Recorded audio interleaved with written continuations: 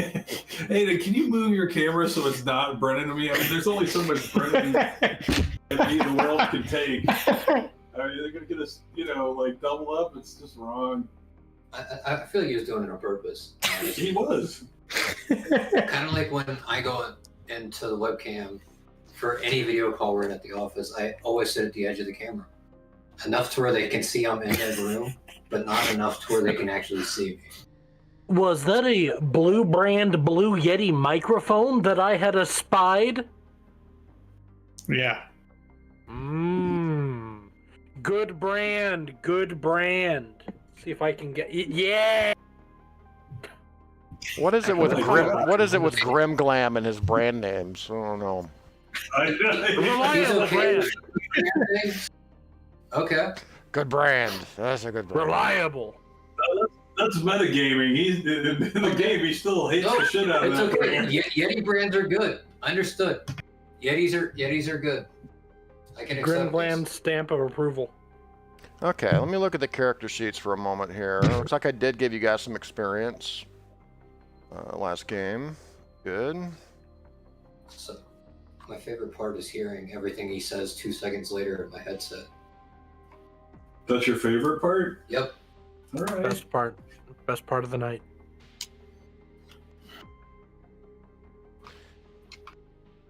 Let's see.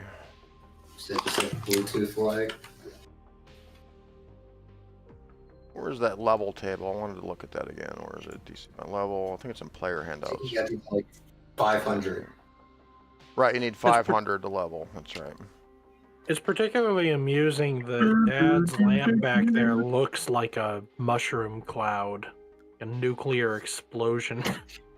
It does. It's very appropriate. Now All I right. want to go shopping for a mushroom cloud lamp. All right, sorry. All right, so we left off with our intrepid explorers and adventurers encountering the land sharks on the highway. I believe that Hanhar's horse is now dead, and that you have harvested the horse for sustenance.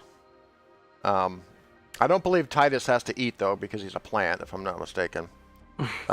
He was gloating about that. Yep. The land sharks have made a permanent enemy. Mm-hmm.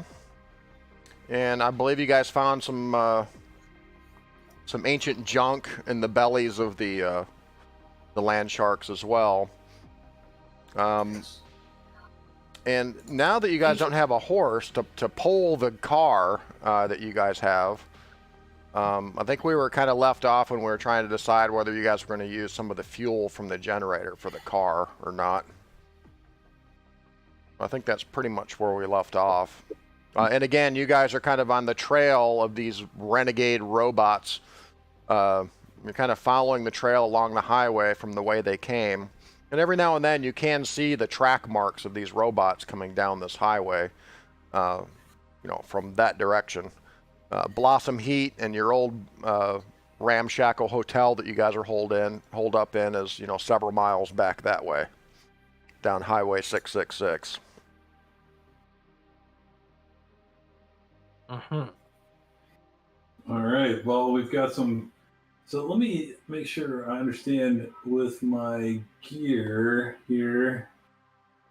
I've got a generator for electricity with 8 hours of fuel with 1 gallon of fuel. I feel like I may have written that down incorrectly.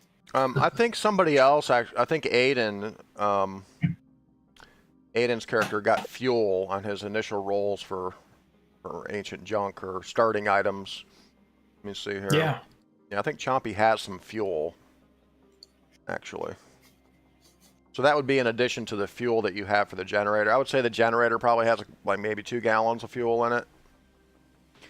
Okay, yeah, because it just looks like I wrote it incorrectly. Yeah, So and Chompy has 5 gallons of fuel. I think the car, I think I told you how many miles per gallon it gets. It's like, what is it? You didn't tell me. Let me actually I didn't write tell that down. Yeah. We'll see the It's a car. future car. You know, it's super gas efficient. Yeah, the old rusty sedan gets 20 miles per gallon. All right, that's not bad. If Yeah. we wait a million years, Chompy will also give us about 5 gallons. Indeed. Okay, sweet. And the weather's now taking a turn for the worse. The sky's kind of clouding up. And you guys are sort of in the midst of this area called the Red Blights. And it's called that because at night, oftentimes the clouds in the sky will have this red glow to them. And you can see now that these clouds are coming in, it's getting later in the day. You see that red tingy color around the clouds. Spooky. Well, Gordicus is willing to sacrifice his 2 gallons of fuel. We don't want to be sitting out here, that's for sure. Yeah, and really it's a choice, you know. I mean, if you guys were to continue on foot, you'd have to leave the car here, obviously, so. That's a vital part of our payment. And I mean, the tires are pretty bald, but it's got some, it still has some tread on them a little bit. All right, well, we'll put the gas, unless anybody has any objections, we'll put the gas into the car. All right. We're using your 2 gallons or his 5 gallons? We can use my 2 gallons. Okay. Yeah, and also, as I mentioned, you will, from time to time, come across pretty clear tracks of these robots coming down this highway. So, you know, as you're going down the highway, you know, in order to kind of keep track of the tracks on the road, you know, it may be good just to kind of slow down every once in a while, check for tracks, or just, they're pretty clear where you can see them, but, so the car starts right up, boom, like black smoke coming out of the exhaust pipes. That's always a good sign. I hear that's when they're running at peak condition. I say the plant drives. Yeah? Yeah. Yeah. I don't know if I trust Glim to drive. Yeah, I crashed here. So, that's a good call. Yeah, actually, the Ford is I mean, it's old. You know, obviously the car is probably 150 years old, but it's been patched up a little bit. You know, it's been worked on. It is sort of a later model Ford, so it's a good brand, Grimglam. I mean, it's relatively speaking, a reliable brand. Well, yeah. Titus will wrap his viney hands around the wheel. Oh boy, yep. Okay. All right, he shoves it into gear, and off you go. He puts a root down to the gas pedal. We take off. All right. So it starts getting a little later in the day. You're kind of going at a moderate speed down the road. You do see the tracks pretty well still from these robots. And it looks like several have traveled down this road within recent days. These things had big old treads on them, so it's pretty easy to follow. After about an hour and a half of driving, you're still kind of keeping track of the tread tracks on the road. You see some movement off to the side of the road, and you see what appears to be a creature. He's probably about 2 or 3 feet tall. A very strange looking little fellow. He kind of looks like he has ears for eyes and eyes for ears. He has hands for feet and feet for hands. And he has kind of this little short snout for a nose. And he's on the side of the road up ahead, and you see him. He's kind of on the side of the road, and he's waving to you like this. With his feet? Yeah, with his feet. Get out of our way, you strange little creature! All right, well, as you approach him, he's like jumping up and down, waving his feet, hands.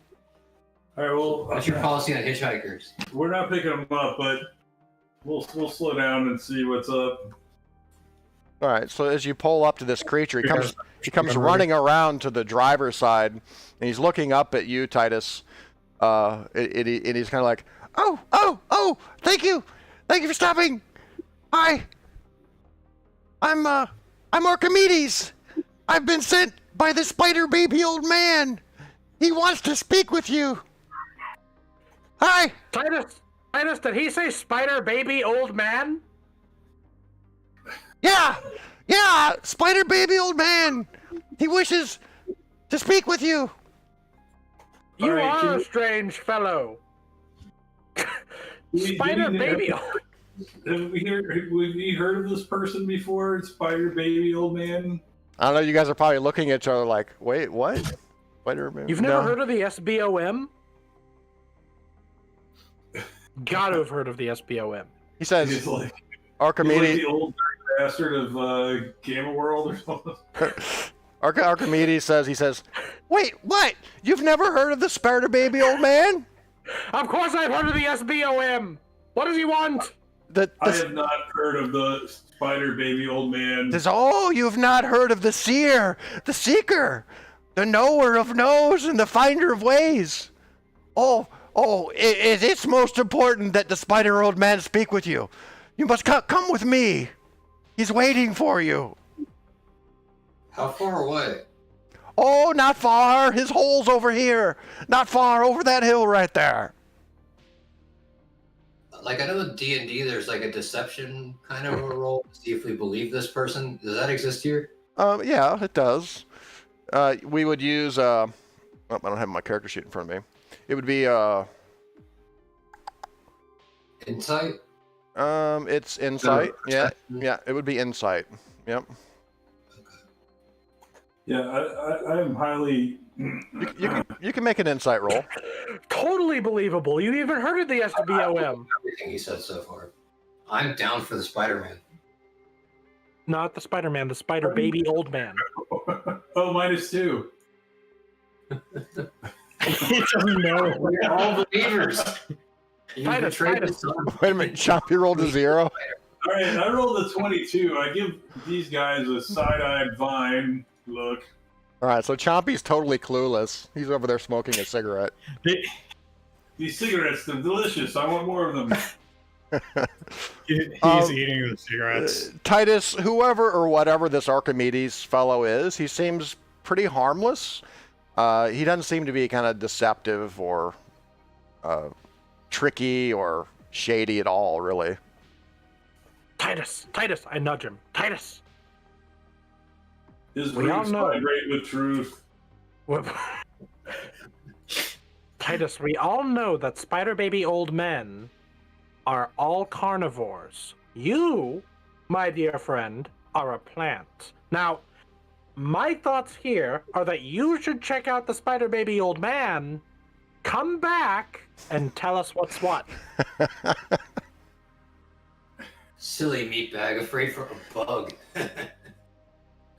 No bug this. This is a spider baby old man.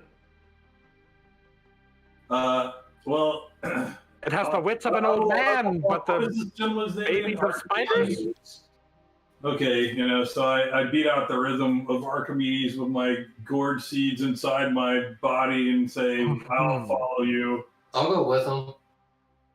Yes. Come. It's okay. Gear. Chompy just sit back. And continue working on his smoking habit. All right, so who? Chompy's gonna scare out. So who's going? Who's going with Archimedes here? Exactly. Hanhar and Titus. Okay. Gordicus. So you guys follow him off the road, and he kind of takes you up this little hill, and over the crest of the hill, looking down, you can see this. The brush kind of gets thick down there, and there's this thicket-looking thing, like this real thick vines and shit.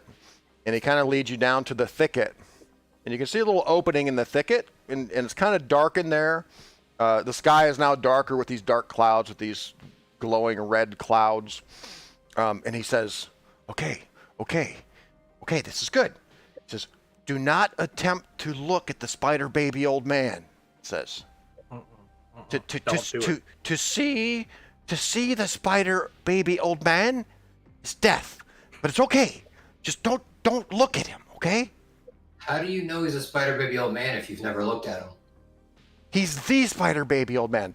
The seeker, the knower of knows. I'm surprised you've never heard of the spider baby old man. Just shh. Why? Follow me.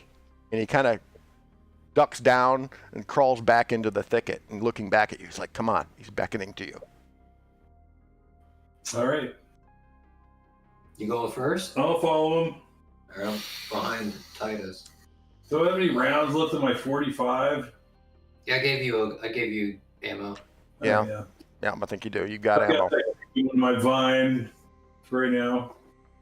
Yeah, and you know how it works in Gamma World, Kyle. You either have one round or you have infinite rounds for the next encounter. So you have ammo. Pull the trigger. You have or you have not. You do. All right, so you follow little Archimedes down into the brush. Question. And about 30 feet in, you see it kind of opens up in there. It's kind of dark in here, but you can see some low light. In the ground before you, there's sort of this hole, this dirt hole, almost like a tunnel that goes down into the ground. And it's just dark down there. And Archimedes says, Master, they're here. I've brought them to you. And he looks back to you. He's like, it's okay. Just don't look at him. Alright, I close my eyes. You hear this voice.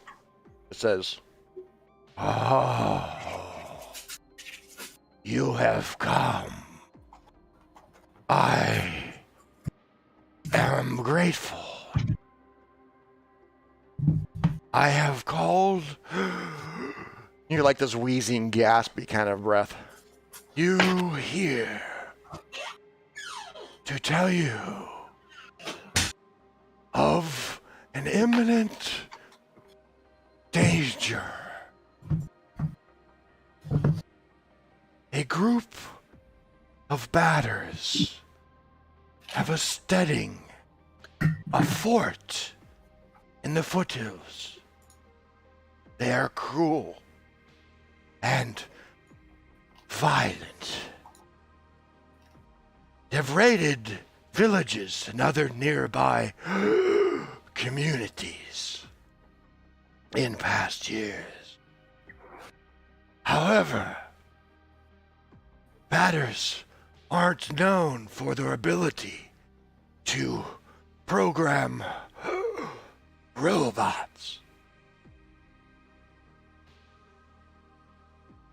And then you hear these wheezing like breaths, you know. And this is why I have called you here. I know what you seek. You speak true, seer. He says, several years ago, a contingent of the Cryptic Alliance, known as archivists, visited this area. The archivists stayed only a few days, but asked many questions about robots. Had anyone seen any? Had anyone found any ruins up in the foothills containing robots? And so on, and so on. We and the villagers answered no to all of these questions. Even I, my vision, foresight, and foreknowledge, did not know at the time. the villages had been hauling pieces of blown-up robots into a scrap pile outside of the walls of the village. I looked through the detritus, revealed that the bits had ancient letters stamped on them. Stupendico. Stupendico, he says. 'Tis the name of an ancient cryptic alliance renowned for creating all manner of wonderful yet dangerous technology. I have learned since then that this Stupendico lies beneath the Batter's steading in the foothills to the north. This knowledge may use to prevent an impending catastrophe. And he just kind of wheezes and coughs.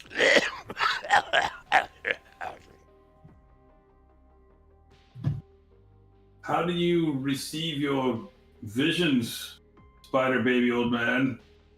I am the seer. I am the seeker. I am the knower of knows and the finder of ways.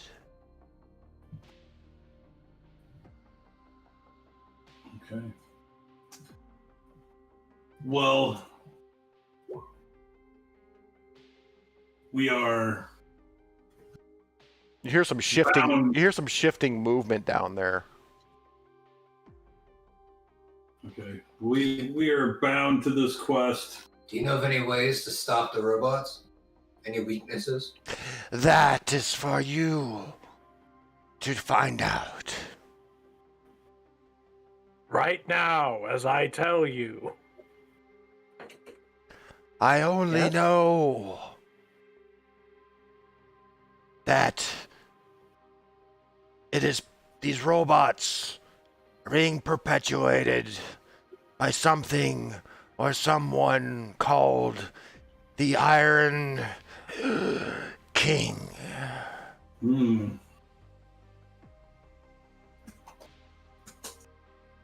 Okay. Leave me now. I must have my sustenance. Then you hear some more Spider Baby Old Man. Then you hear some more wheezing and shifting around down there, and it sounds like this slurping sound, like. Yeah, I'm sufficiently creeped out. I want to get out of here. I turn around and start falling out. Archimedes is like, "Let's go. We can go now. Let's go. Come on, come on." Yeah.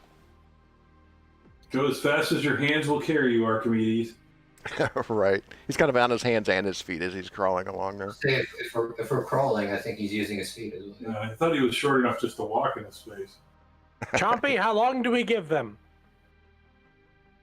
He shrugs. You know he took the keys, right? Archimedes. Wait! Chompy, they took the keys! Chompy just shrugs again. So they, not much time passes. You see, Titus and Hanar along with Archimedes come up over the hill after about 10 minutes. And Archimedes is kind of jumping along. He's kind of an excitable little guy. So Archimedes, how did you get acquainted with the Spider Baby Old Man? He's my master. He protects me and the other villagers. Okay. What the batters look like? Oh, batters? And actually, you guys would know what batters are. I can give you some info on that. Batters. Cool. Batter up. Yeah, batters are basically they're mutated badgers. Not That's bad. warm up with badgers. So you And guys, then Yeah, and they're pretty prevalent in just about any area on Gamma-Terra. Batters are cruel and destructive. They tend to like to raid and pillage settlements. They're kind of like bandit badgers. Their steadings tend to be large subterranean warrens beneath sturdy stone towers. And batters, they use savage or medieval technology, or at least they're known to. Things like crossbows, bows, arrows, axes, maces, things like that. Good thing they're not honey batters, because they don't care. Yeah, and they're like I said, they're pretty cruel. They're destructive. They're kind of known to have like a Napoleonic complex too. You know, they usually act much tougher than they really are, in a way. And I actually have something I can show you here, I believe.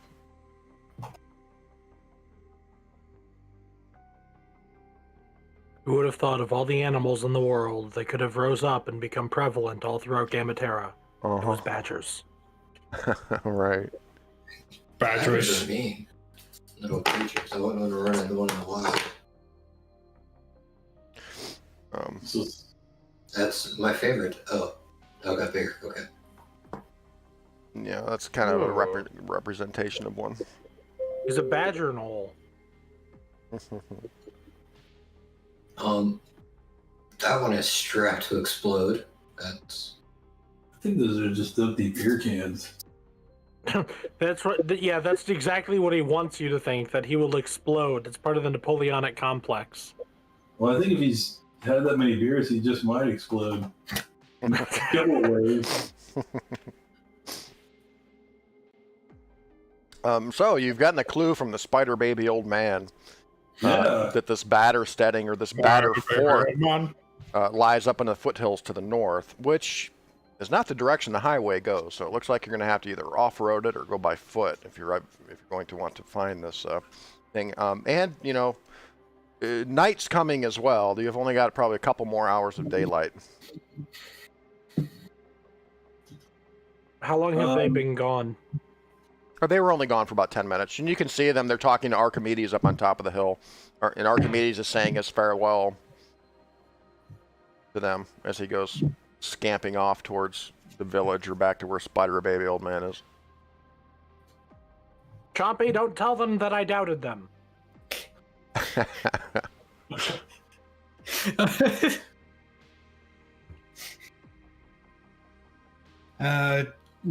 Chompy just shrugs again.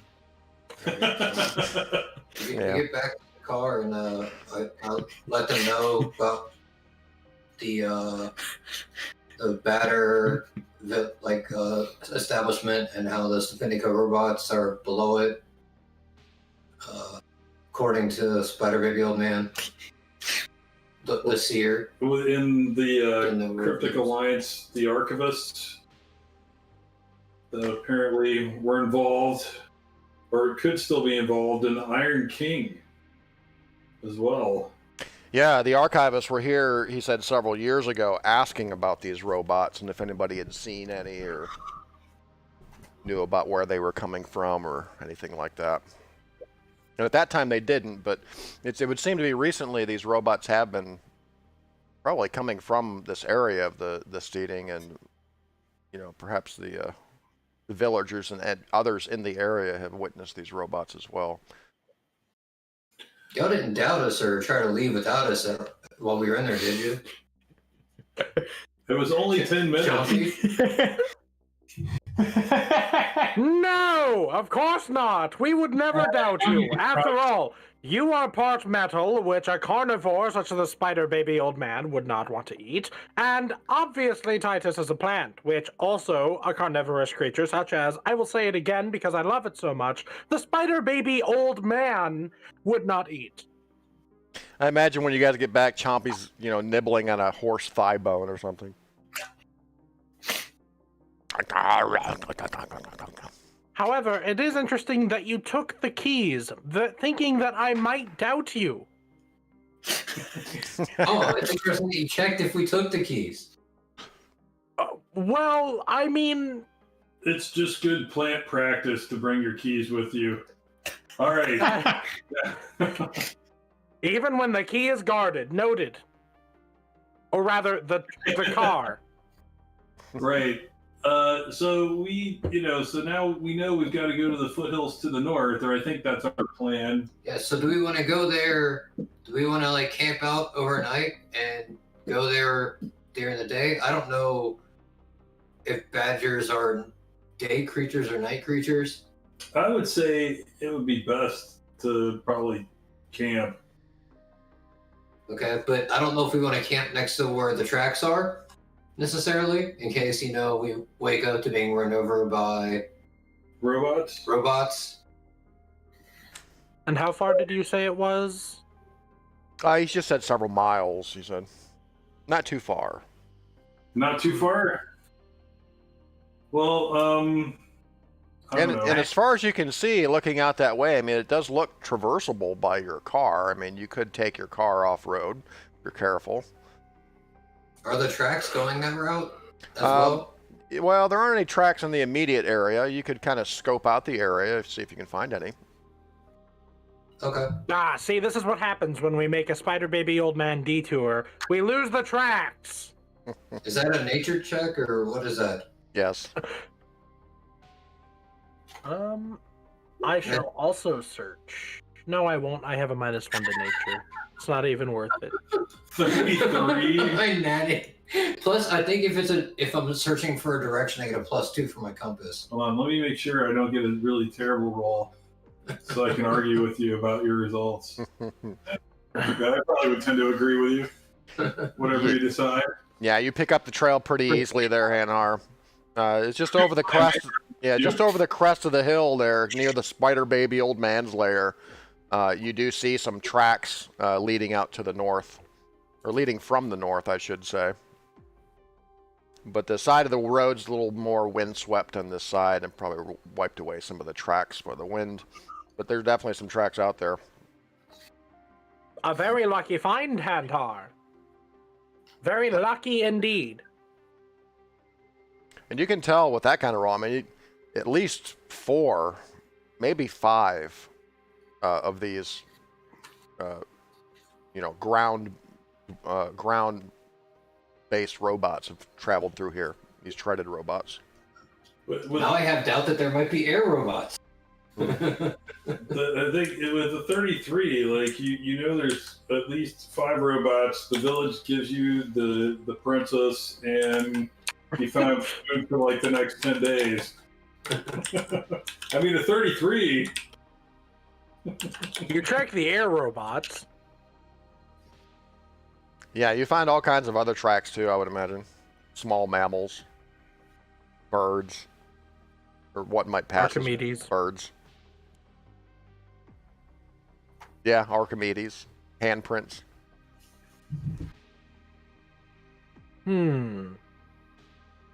Well, I mean, I suppose we could camp if you felt it was safe.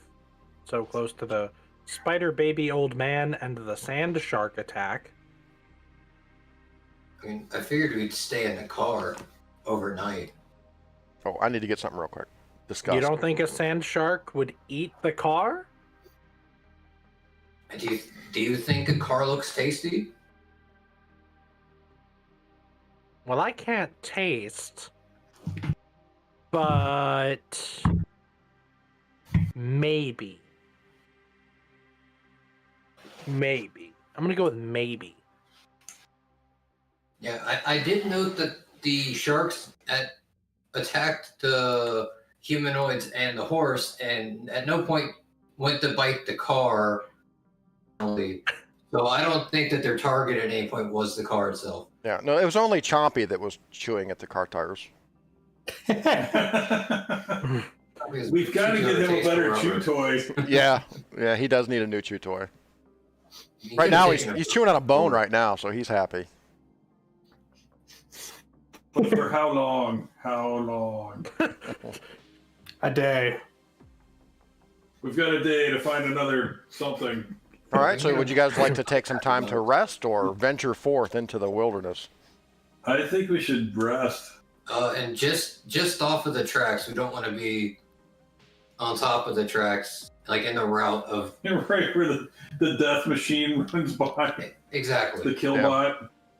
Well, Would we not too far down the road, there is like this little copse of trees up there. You could probably maybe pull the car into this little, tree area. Have a little Do cover. we get anything if we do? Oh wait, yes. Some people have taken damage. Some people. Any of those Well, no, trees- wait. We got. No, everybody should be back at full by now. Remember, Okay. a short rest in Gamma World's 5 minutes, dude. How long can we go without a long rest in Gamma World? until we level up. Yeah. I mean,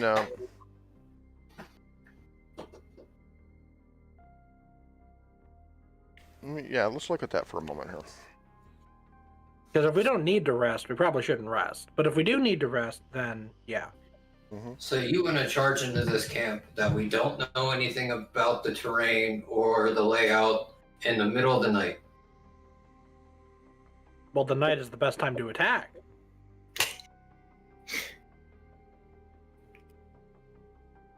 So all the baddies are not. you can't see. So we'll just walk right over any potential Kaboom! mines, tripwire. So really, mechanically speaking, the only difference between a short rest or an extended rest or a long rest, on a short rest, it has to be about 5 minutes. After a short rest, you renew your encounter powers, refresh your alpha mutations, and regain all your hit points. You take as many short rests per day as you want. On an extended rest, it's pretty much the same, except the only other thing is you need to take an extended rest before you can advance to the next level. Ah. So if you get enough experience points after an encounter to advance to the next level, you have to long rest. I think it's 6 hours to gain a level. Well, then let's spend the night scouting out the terrain, yes? Looking for those tripwires and those traps and just getting some eyes on this encampment. We don't have All to right. enter it. Let's, I mean, does anybody have any infrared vision or? I'm surprised you can see it all, I don't think so. frankly. He's like Toph. He just like sticks his roots into the ground and senses everything that moves. He's an earthbender. That would be ideal. That would be nice if that were true. hmm Well, conveniently, in the red blights at nighttime, the clouds glow red, so there is sort of this, red diffuse light all around. Well, that is convenient. As the sun goes down. Yeah. He just wants the option. He doesn't actually want to go out the door. Okay, well then, we'll proceed as stealthily as we can, investigating. So you know, like pull a car off into those trees. Yes, we can pull them off into my brethren. And you can ask him to watch it for you. I do. Okay. Okay. So you guys spend the night, and the night is uneventful. You really don't find anything interesting or unusual in the area as you're scouting around. Assuming you're staying away from the spider baby old man's lair. Hell yeah. Yeah. Far away from the spider baby old man's lair, yes. Okay. Like we're throughout the night, we're advancing towards the batter camp, right? Isn't that the? That's Like the just- idea. We're Oh, so we're you are. going to be. So you are advanced. You are going out. Okay. Yeah, but we're not going into the camp. We're just sort of looking at scouting the perimeter. Okay. So after a few hours of traversing the terrain, it's pretty easy going, and you guys are going on foot, right? You're not taking the car. You're just gonna hide the car. No. Okay. Yeah, the car's being watched by my tree brethren. Sure. After a few hours, you kind of crest this hill, and off in the distance, you can see what appears to be a batter setting. It's a sort of this stone structure. It's very kind of badly constructed, really. It looks like it's about 25 feet high, and from your vantage point, you can see there appears to be a metal or wooden hatch in the top of it. In the front, there's a pair of what look to be like stout oaken doors. And the way you can see it, I mean, of course, you can see the diffuse light, from the red blight clouds. But at the door itself, you can see 2 torches burning on either side of these oaken doors in the front. And it's about 3/4 of a mile away from you when you see it. It's a good distance away. The This is a crappily built structure. Does it look like something that if we push hard enough, we could knock over? Maybe it's hard to tell from the distance you're at, but yeah, it's not very well made. Just like stacked bricks and stones, kind of all, you know, all kind of huddled together. All right. Traditional crappy batter engineering. Yes. Can we? Not a dependable brand, that batter engineering. Can we look to see if we see any batters around? Well, you can kind of like post up, you know, and if you watch for a little while, and indeed you do see some activity outside, out front. You see at least a couple of batters. They appear to be maybe sentry guards or something like that. They're some distance away, so unless you have some form of, magnification, or does anybody have any binoculars or anything like that? Didn't somebody roll one of those? I think someone got like a small telescope. That's Yes. why I asked, because I think somebody may have got something. Remind me, did the Spider Baby old man say that the batters are good at robotics or something? No, they're bad at robotics. No, They wouldn't know how to do it. It's Yeah. another group that showed up that activate the robots. They're just below the batter's camp. Yeah, he said, however, batters aren't known for their ability to program robots. They aren't. Okay. Cool. So does anyone know who has the magnification? I'm starting to I think do not. Yeah, I don't. maybe not. Something like that is on the list, but maybe nobody rolled for I it. feel like I can swear. I have a water purifier. That's a jug of maple syrup. Well? Titus is a water purifier. In a way. You're right. You know what? You're right. That's No, true. we gave you the maple syrup for the ammo. Oh, let me take this off, because I definitely want that ammo. I just have like a hammer. All right. Repelling on this 100 feet of rope. So at A this pair of point, handcuffs. Ammo. A little bit, or is that all right, everything so you nothing like that. But yeah, that's really all you can get. You see at least two, kind of milling about the front area of the fort. And they're not very friendly folk, right? No, batters are cruel and mean. Cruel and mean. Do we want to try to sneak up and attack and take a sneak attack now, or do we want to? How do y'all want to handle this? How much do we know about batters? They're familiar to us. Do they have like an advantage at night that we know of, or? Mm, Are they Uh, nocturnal? let's see here. He's checking the nocturnal animal list for badger. Oh, you can give me another nature check.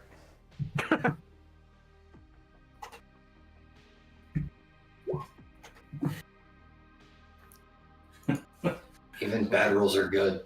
Yeah. Hanhar knows everything. He's a walking encyclopedia. They are indeed nocturnal. Ah. They do have very keen senses of sight and smell. And they do tend to be rather sneaky. Well, if they're nocturnal, our best bet would be to attack during the day. Yep. I agree. Too bad Hanhar didn't tell us this a few hours ago. On Hanhar, they're also pretty good shots with those crossbows of theirs as well. Okay, They're very proficient with their crossbows. got it. Proficient with crossbows. They can smell us really well, so we would want to come in from downwind. And they see better at night than we do. And apparently they're sneaky, so they could be Sneaking up on us around us right now. Ah! If only we had known this 2 hours ago before we decided to set out on this trek. Hanhar, I suggest that we go downwind, camp there, wait for the day, then when the sun's up, we go and topple their settlement. Are we currently downwind? Or is there any wind really? I mean, I think we're 3/4 of a mile. I don't know how good they're smelling. Probably. I don't know. Oh, I don't know. Let's I see. lick one of my index fingers and hold it up to the air. We'll say there's a 50% chance of being downwind. Yeah, you're downwind. We're downwind. I whisper. Okay. Loudly whispers. I don't know if Grimglam knows what whispering is. I don't know No. if my vocal cords are capable of such a thing. Somebody needs to tell them, you know. All right, let's rest here, gang. All right, so we're going to rest and wait for sunlight, or... Sweet, sweet sunlight. Remember, if you rest, we're going to refresh those alpha mutations you have. Let's do. Ooh, but I have such a good one. Oh. Well, you can stay up. I don't really want to rest. I rest. Choppy rests. Chompy wants to rest. Chompy just falls asleep while we're talking. I didn't mean to steal it. I was trying to look at it. Okay, No way. I'm not trying to steal it. I wanted to look at it, but I accidentally. Oh, I mean, it's so Yeah. good. Is that yours, Alex? Yeah, that's mine. no, you guys should stay up and do watch. I'm gonna. Well, wait, do we lose it if we rest, or is it just like an amount of time passes and so we lose it? Well, I guess technically if the party states that they're resting, it's a rest. Does all the party have to rest during a rest? I'd say, well, I think strictly Does the speaking, party yes. just stay guard the whole time? Yeah, because these alpha mutations, you know, they change over fairly often. I think if there's any kind of downtime, you know, or resting or not Okay, if doing there's anything, they're any- going to change them. In other words, if we're not attacking right now, we lose them. I don't know if you want to look at my alpha mutation. That would be my adjudication, yes. I don't want to rest because this is awesome. Yeah, just we keep you awake. You But you clean your cache out. You defrag your. But he disks. said even if y'all rest, it resets all of us. Oh, it resets. Okay, well then we'll stay up. Okay. Chompy, get up. Okay. There's a bone over there for you to chew. It's killing time, Chompy. He breaks the bone. Oh crap, he's running out of things. Because this isn't really something you want to lose. Ooh. It could be all methed out. That is a good one. That Ultra Shriek one. All right, so I suppose we have to attack now then. We're all mutanted up. Okay. You did. So you're, Souped up on the radiation from this red desert. you're approaching the batter steading then? Stealthily. Stealthily. Okay. He's just gonna Okay. wait behind. I take out my conquering stick and set it to stealth mode. Okay. All right, everybody let's do a group stealth check. Other than me, because I have the stealth mode conquering stick? Are you seriously staying behind? Until No, the no, no. fighting slot starts. No, Chompy said he's staying behind. I'm staying behind. Then if Okay. bullets Maybe start we- flying, I want to rush in. Okay, so he'll be signaled by the gunshots. Sounds Alright. good. So Chompy staying in reserve. Gotcha. Which I have a -1 for. So you're looking at your stealth rolls against their like passive perception. We're averaging ours, right? Hanhar's walking along, No. clanking it in the middle. Well, Hanhar's out there spouting out like encyclopedia facts about badgers. Yeah, in a situation like this, basically I'm going to be looking at the lowest stealth roll that was made. Awesome. So as you guys approach, are you approaching like the front, the sides, the rear? How are you going to approach it? Whichever way is downwind. Yeah, the front is downwind. And try to like staying like and someone in cover as well, yeah, if that's an option. Well, as you're approaching, you're not seeing any movement at the steading, but it kind of goes down into this small valley for a little bit, and you're kind of climbing uphill to the steading. And as you kind of come over the rise, you're not but 80 feet away from the front of this place. You can see the torches burning by the doorways in the front. Okay, now that we're Do we closer, still see the scouts? No, not at the moment. You do see in front of the steading, there appear to be these sort of crater-looking things, and there's like these green glowing craters or something like that. And you hear this voice, this kind of high-pitched, almost kind of squeaky voice. It says, "Hey, you, show yourself!" And God, the night you say knee. And you see, well, thank you for giving it away, Alex. And you see behind a rock, behind this rock, in front. Well, that's the voice I decided to use. Yes, it's gonna be very Monty-ish. Okay. Okay. Cool. I thought you meant they are literally knights who say knee. Okay. Very good. No, it'll sound like them though. Behind a rock near the front part of the steading, you see kind of this batter poke his head out. And he's gesturing. He's like pointing. He says, "Show yourself! You! And Hanar, you probably realize at this point, like, you know, maybe you were seen on your way up this hill. Walk out. Hey, we were looking for some robots. Don't say we. Say around. And see us. Says, what? Robots? Nope. No robots here. Nope. He says, I mean, have you heard of the Spider Baby Old Man? Spider Baby Old Man? Never heard of him. He lives right down the road. We said. Oh, I'm surprised. He's a seer.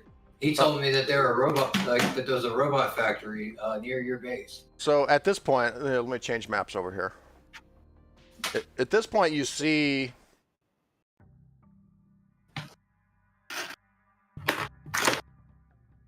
Oops, wrong screen here. See in front of the, we can pull out, let me pull out your tokens here. We've got Hanar, Grimglam, Titus up here, Chompy in reserve. When the bullets start flying, I'm going to run up there.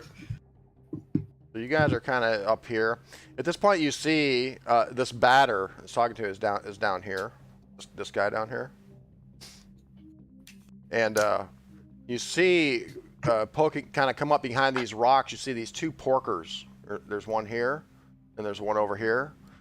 They're kind of hanging around these rocks. Both of them have these like gigantic-looking, what appear to be flails, and they're peering at you through the semi-darkness. And you see another batter over here, and this batter says to you, "No, robots here." He says, "I bid you leave immediately. You're not welcome here."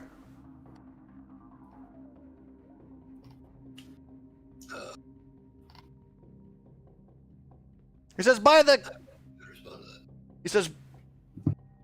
Iron Crown, he, the crowner of crowns, the flyer of skies, the digger of dirt, bids you leave now." Yes, but the Spider Baby Old Man, seer and knower of knows, and finder of ways, has said that we should be here, and he has more titles. Never heard of him. I thought you were hiding.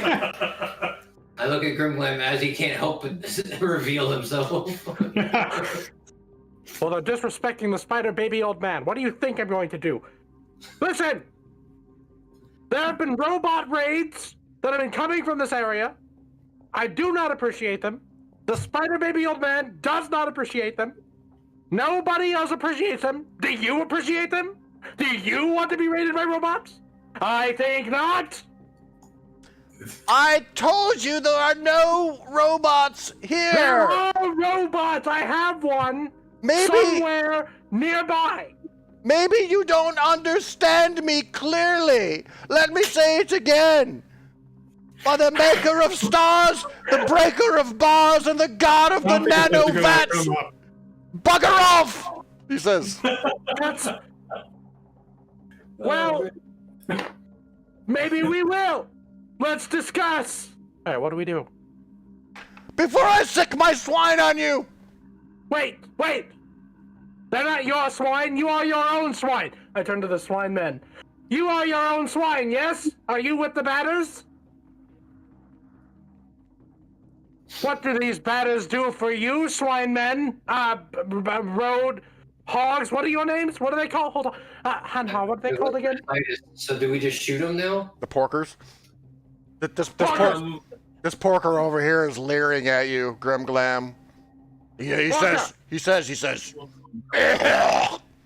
You better listen to the little guy. Porker, wait. Listen, you're wiser than these batters. I know it. I can see it in your glittery eyes. You're very smart, you young porker. And I know that you would like to be enriched. I know that you would like to be richer, yes? I speak of robots. Do you like shiny robots? The porker says, Fella, you talk too much. You're about as funny as you look. And this other porker laughs. I laugh with the porkers. Wait, porker. All right, fine. You know what? Hanha, fine. You know what? Do it your way. Whatever. Go. I'm very impressed. Says, hey, funny little man, you must leave now. The holiest of crowns, the hoopiest of hoops, and the purveyor of all that is holiest, bid you leave. Wait, hoops? You have hoops here? Wait, what does Chompy do? He's coming up behind you guys. Wait, but there were no gunshots. I suppose were as loud as gunshots, Chompy?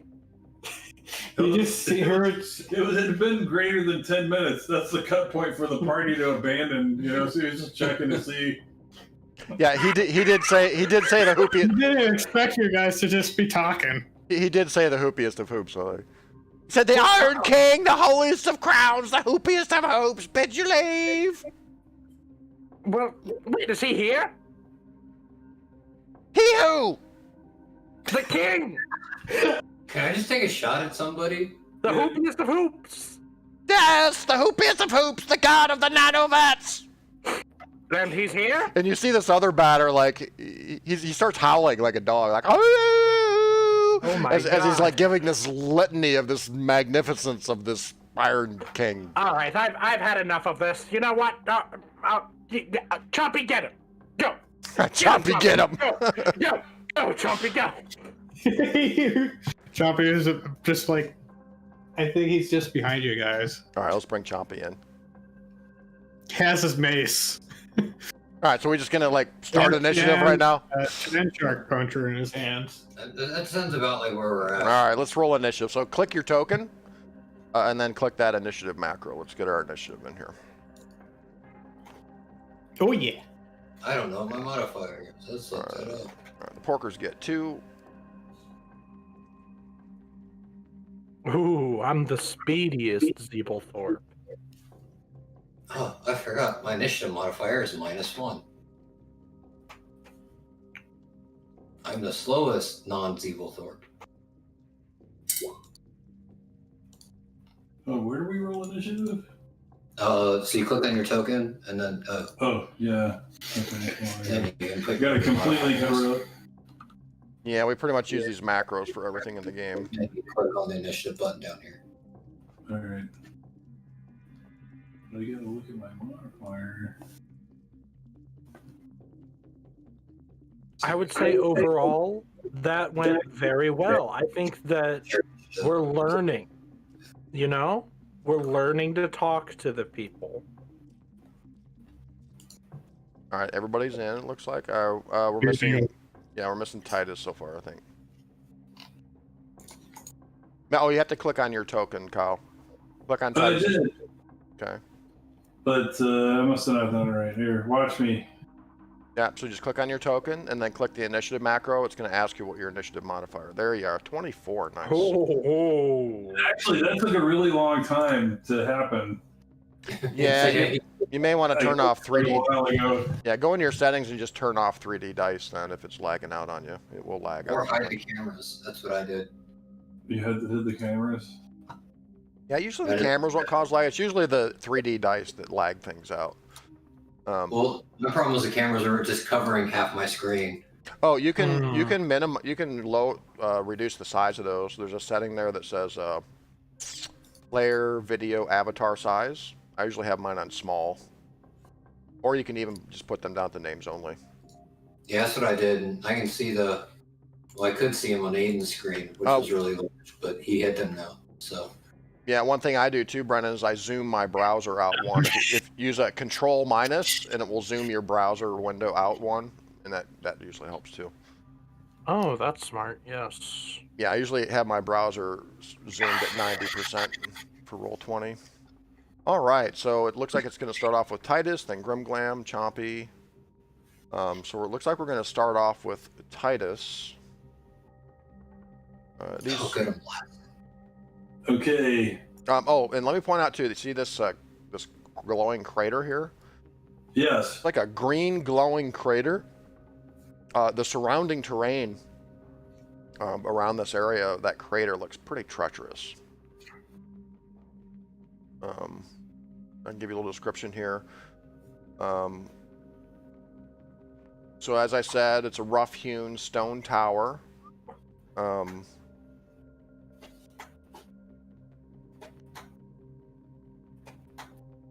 The boulders, they're about 10 foot high. So the boulders are blocking terrain. They will block line of sight. The ridge lines that you see are rocky outcrops. Those are difficult terrain. So any difficult terrain is going to cost twice your movement. Behind the difficult terrain, do I have cover? Yes, the rocks and the ridge lines will provide cover. The tower is about 25, 30 feet high. The stone walls look pretty thick, but kind of hastily built. And of course, it looks like the only way into the tower in the ground level are those double doors. Although from a distance, you did see there's some sort of hatch in the roof as well. Charge them? You're going to charge them. Okay, so it's You're up. Yeah, and take your time, Kyle. I know you have a lot of options here. Let's see. Oh, and I did find out once and for all with these alpha mutations that let you attack or something like that. That is once per encounter. Some of them have continuous effects. Some of these alpha mutations have attacks or things like that, and you can use that once in the encounter.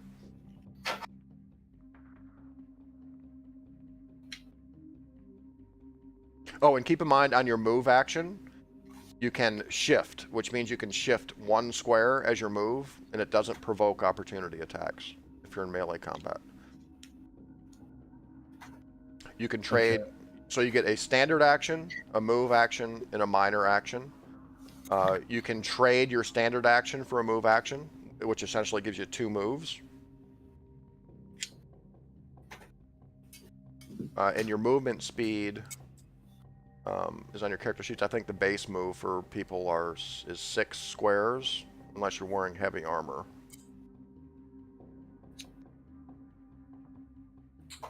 How tall is this building? It varies. It's about 25 or 30 feet high. Okay. So, hold on. Get a grappling hook. Another handy little thing too, guys, that I learned about recently is if you click on your ruler in the toolbar, like that little circular ruler thing there, and click and drag it, like you can see Chompy's doing it. You can use the Q key on your keyboard to make waypoints. So if you click and drag and use Q, you can create kind of waypoints to plan your movement. Well, Titus is just going to make a beeline to this worker, right? Yep, so you can move 6 squares, I believe, Titus. Basically. Right, so that would be 1, 2, 3, 4. All right. I'm going to use my...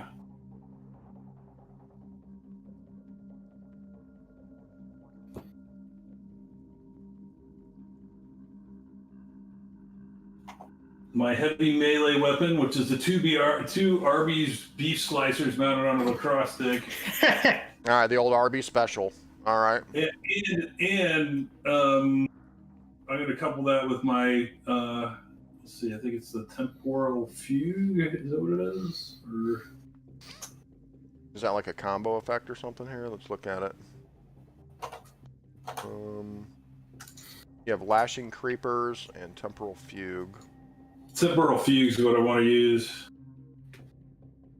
Okay, that's a weapon attack, right? So you're gonna use your wisdom modifier plus your level plus the weapon's accuracy for your bonus. You wisdom modifier Plus your level 1. Okay, so wisdom modifier, which is... I think weapon accuracy for heavy weapons is +2. +2, and... So +2. Wisdom modifier 4, so that's 6. Your level, that's 7, so it's +7 to hit with temporal fugue. Okay. So that's what I'm going to do. And the damage is your weapon plus your wisdom modifier plus your level. Yep. Does it take additional movement to move up a cliff? Yes. Or down.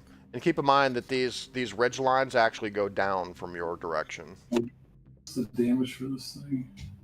Actually, it goes up. Are you going uphill? Yeah, it goes up. How much additional movement does it require to climb up one of these things? It just costs double your movement, so a square of the ridge line costs 2. Okay, so got it. So Kyle, to hit is going to be +7. Yeah, it's taking me forever here, but I'm on it. That's okay. I may be able to improve these macros at some point. Nice. Nice hit. That's a... Yeah, you rolled an 18 +7. Your damage roll could use some more work, but... Yeah. But you hit, which is more than you had last game. I hit once. That's all you need. That's what they tell. Everybody got a trophy. The porker takes 8. Physical. And by the way, I can give you a little information on... Let me give you a little info on porkers as well while we're at it. Because you guys know about porkers. You deal with porkers all the time. So roaming the wastes of Gamma-Terra are gangs of greedy, callous marauders. Porkers are a race of intelligent, mutated pigs. They love ancient technology, especially firearms and internal combustion engines. The bigger and louder, the better. They have a knack for jury rigging and salvage. So a porker gang can keep a handful of ancient motorcycles and fuel stills in working order. And he meets you head on, Titus. He's got this nasty looking flail. You hit him with the RB special.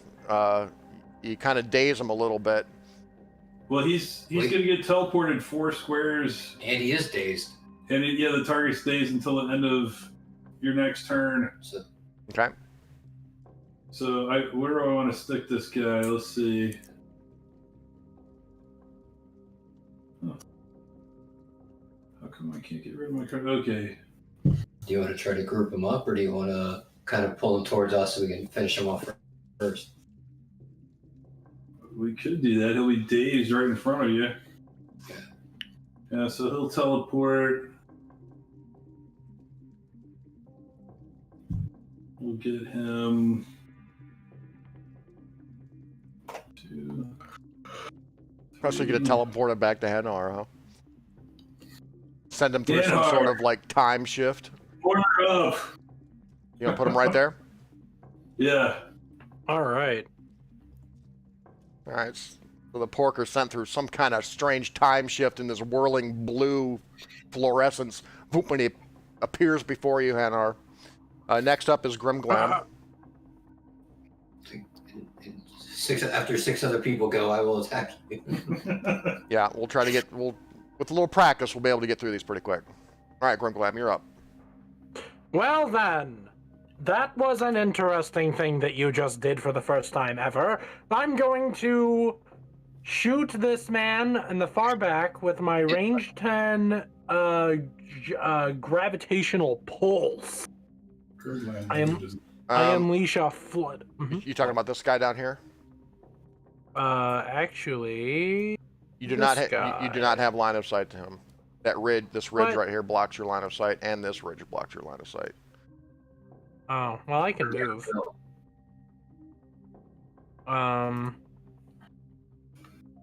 Shoot, you said we could see the batters. Elements? That was just for the narrative.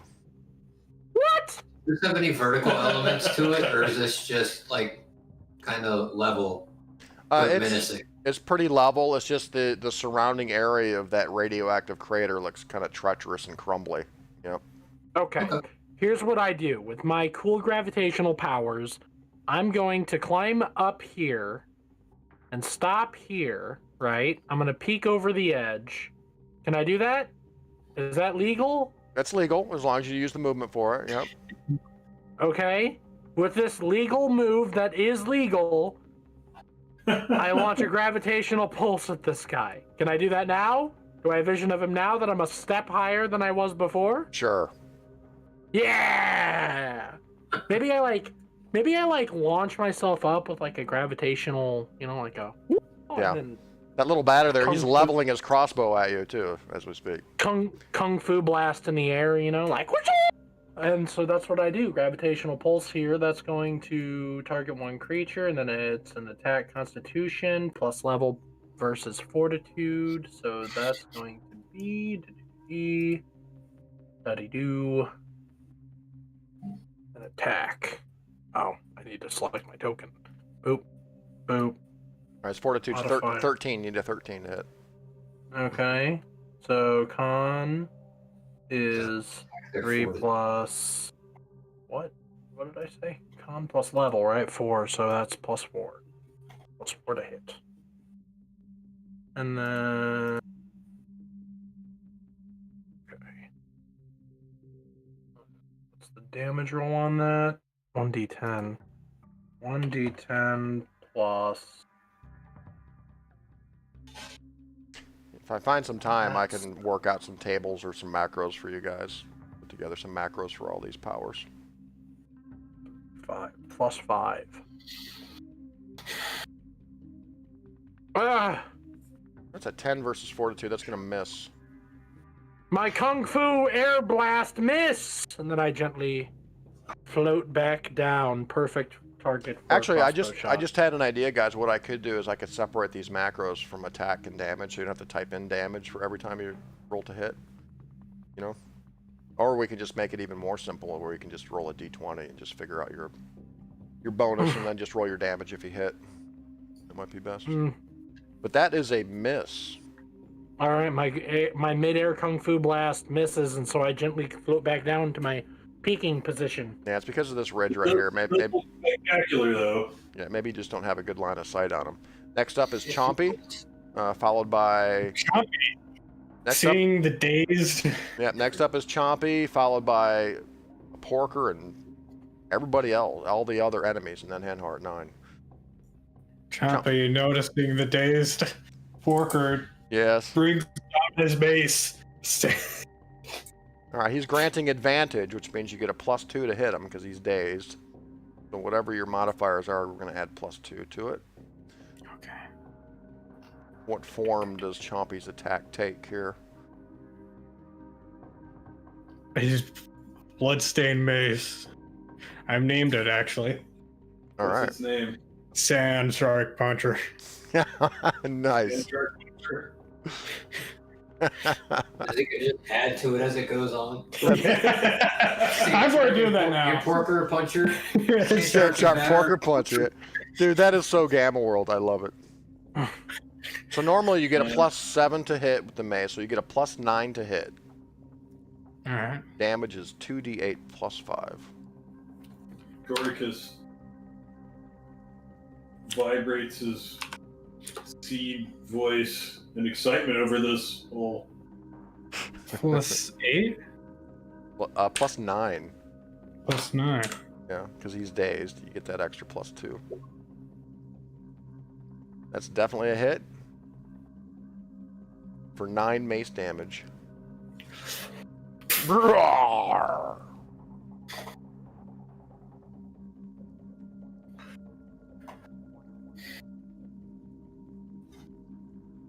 Alright, he's not happy about that. Alright, this Porker over here. Grim Glam. Ooh. Well, how much movement does he have? It's gotta do double movement. Do I count as having some sort of protection because I'm on the ledge? Nah. It seems Actually, like the opposite of protection. he actually stays where he is. You see him kind of lean forward, and he uses a foul belch. Oh my god! It's a poison attack. Not the foul belch. Smell. Yeah, it's a close blast 2, +4 versus fortitude. Hate it when they foul belch at me. That's an attack? It's an attack, yeah. Foul belch. Have you ever it's- burped that? It's awful. What's your fortitude, Alex? Grim Glam. Let's see here. Fortitude.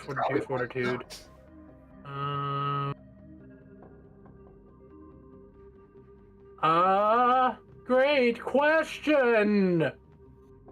Where can I find that? Oh, there it is. 14. You're unaffected by the foul belch. Now this batter down here. You dare belch at me? He's gonna use his crossbow. A clever shot. He can shift 1 square before the attack. Range 20, +8 versus AC. Range That's 20. Yeah, he's gonna take a shot at Chompy. Is anything? I don't think Chompy's in 20. Oh, he's way within 20. Did 8. That's 40. Oh, 20 space. Okay, 20 I squares. was thinking feet. No. My bad. Yep, Yeah. squares. 20 squares. Got it. It's +8 versus AC.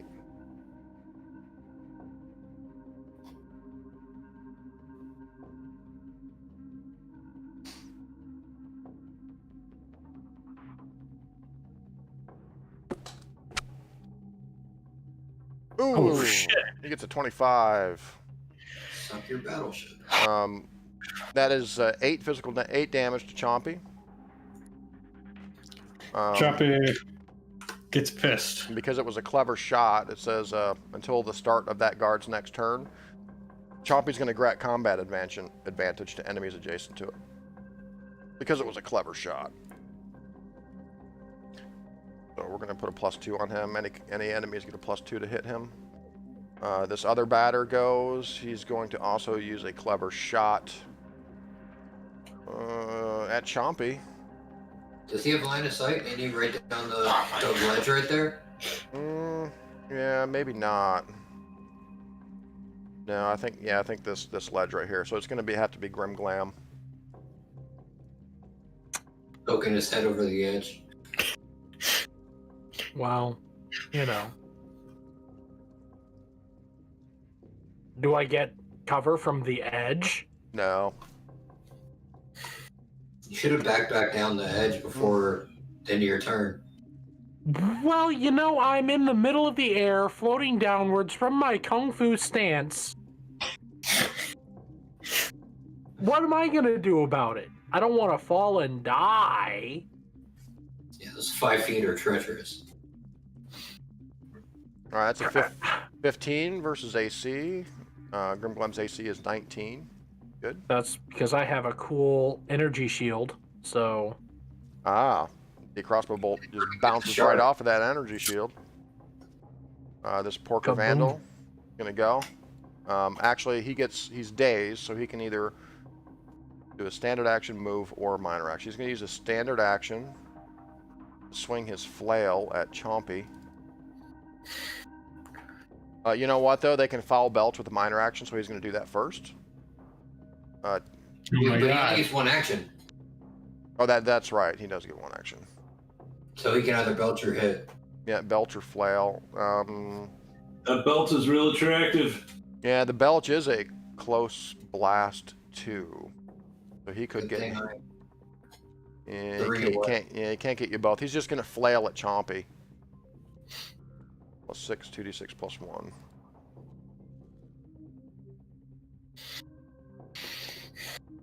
Chompy, that's a 16 versus AC. Oh, that 18. And actually, he gets a +2 to hit on you because he does get. I didn't put that into his thing, so he does get an 18. That's a hit. Oh. Because of that clever shot from that batter, that gave enemies combat advantage against you that are attacking you from melee. So, ooh, no. Chompy takes 10 damage. And the Marauder pushes the target 1 square. Push you back. And then the Marauder can then shift 1 square into the square the target vacated.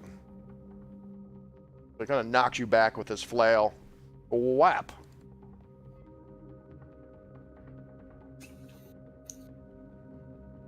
Now we are at Hanhar. Okay. Or So I will use blue screen of death. That's a close blast of 3 on the little piggy in front of me. That is modifier 5 and 1d10 plus 5. Yeah, and on that Porker gets to save on that daze too. Let me roll that. The 10 or higher. So it says it's until the end of Kyle's next turn. Okay. All right, blue screen of death. I believe is that an attack roll? It's against his what's it called? Will. Okay, I see it.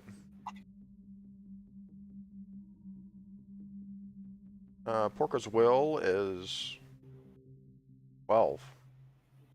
Oh, good, because I got a max damage roll. Very nice.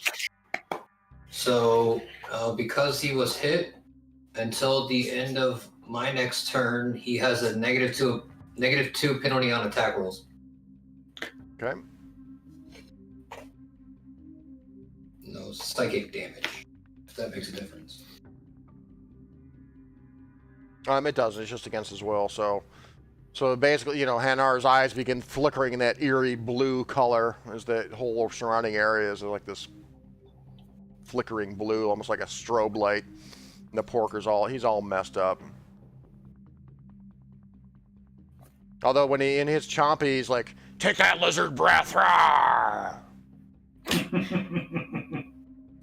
Take that, poor grinds. He's a fighter. He's pretty messed up though. All right, we're back to the top of the round, Titus. You're up. All right, Titus is going to start climbing up. He's going to try. I can move 5 squares. Is that right? But it takes 2 per square that has like the cliff on it. Okay. That's right. So it would be, like 1, 2, 4, 5 to there, and then 1 more. Actually, I don't want to climb that way exactly, because I want to stay out of this guy's line of sight over here if I can. So if I can go this way, 2, and then start to climb up this 1. Right. So that would be 2. Yeah. And then 3, 4, 5. Yeah. Get right 6. there. Yeah. Yeah. So you can move to right there. Okay. Very sneaky, Titus. I see what you're doing. You're gonna get the drop on him.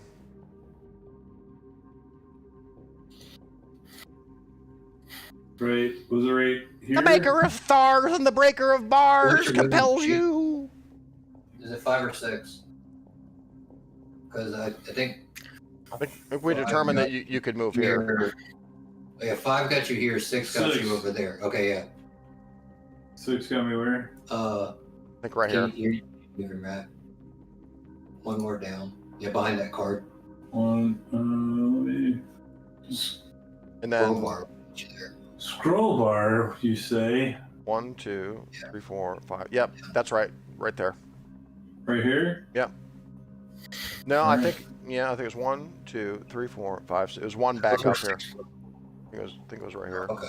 Okay, no problem. I think that's where I wanted to be anyways. Okay. Yeah, because you moved 2 diagonal back up here. Gotcha. Thanks, guys. It's okay. Anything else? We'll get plenty of practice on these battle maps in this little adventure here, trust me. No, I don't think so. Not this turn. Okay, Grimglam. Very well. It is time to unleash my power. Very well. As I float back Are you down pulling to out the conquering stick? As I float back down to the ledge, I pull myself over with a kung fu stance and my conquering stick in hand, and I charge the porker. Alrighty then. Oh, okay. That was a move. I offered you a way out. He's only directly in line of sight against that guy now. I do not fear crossbow bolts. And those were the last words he said. Yeah, famous last words, right? As they shot through his crappy shield. Batter Engineering is a non-dependable brand. Smack. Here we go. Let's do it. It's like every time you say it, you sound like a dialect, man. Exterminate. Non-dependable brand.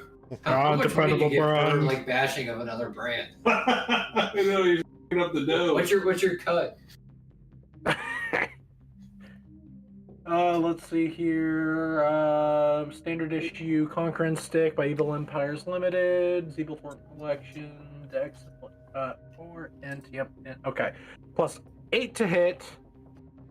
Porker's got a 17 Then- AC. 1d8 plus 5. Holy crap! Nice roll.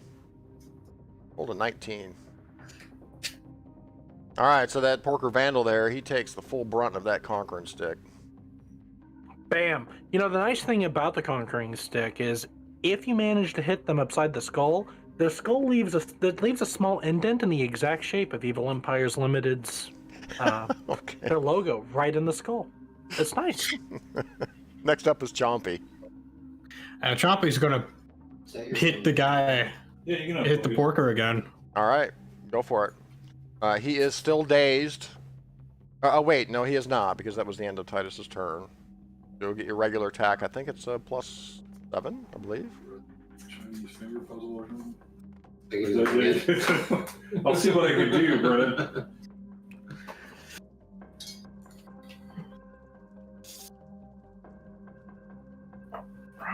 Yeah, if it's that mace, again, it's +7 to hit, 2d8 plus 5 damage.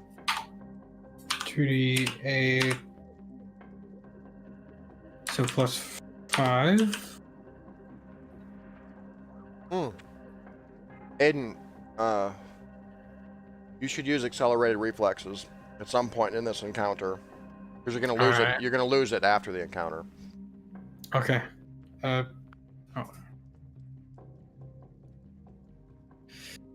So the modifiers.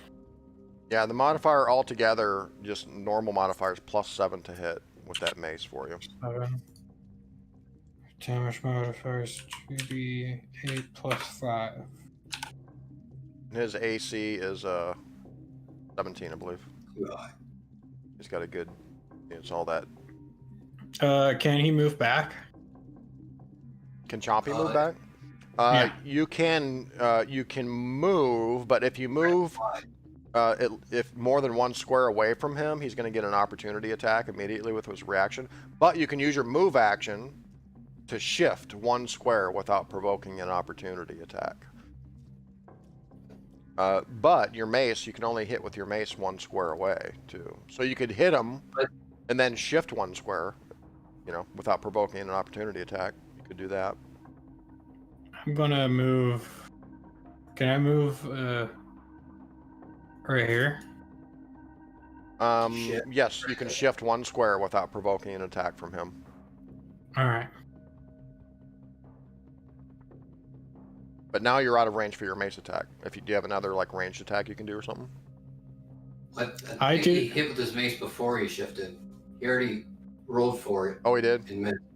Oh, I see. Okay. Gotcha. All right, is that it for Chompy? I mean, I think that's it. All right. All right, this Porker Vandal. On Grimglam. Join me, Porker, or die! He uses Foul Belch. I have proven that that does not work, fool! That is +4 versus Fortitude.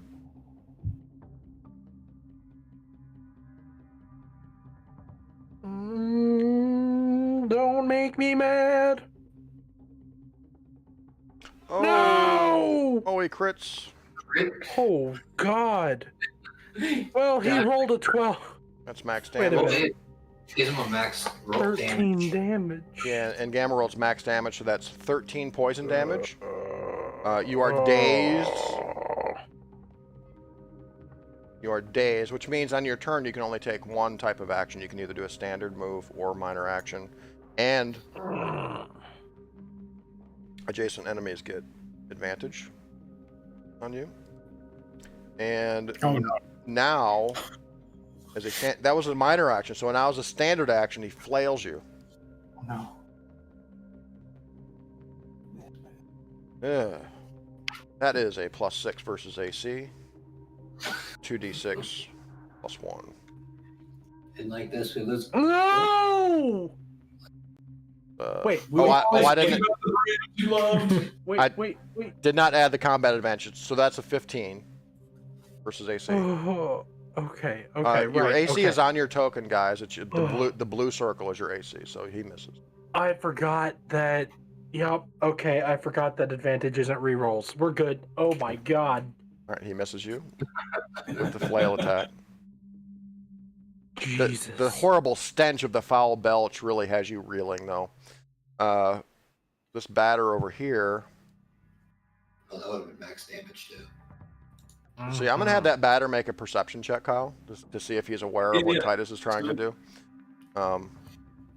He gets a. Just stand there like a tree. He'll be none the wiser. Nothing to see. Nothing to see here. Yeah.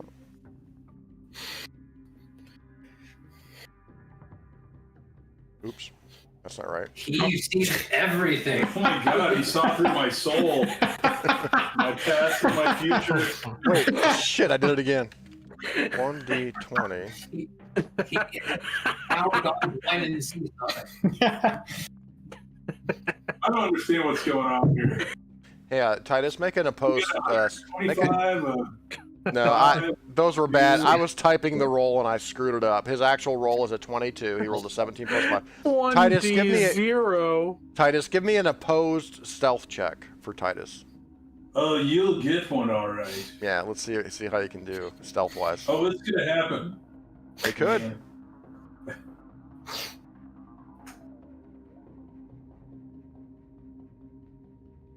That was pretty decent. All right, so Actually, like your modifier, it's literally impossible to beat. all right, so he smells you coming, and he comes around the corner at you, Titus, and he screams, "Are the flyer of skies and the digger of dirt!" Ah! And he swings his mace at you. Okay. It's Did you a say something about butterflies?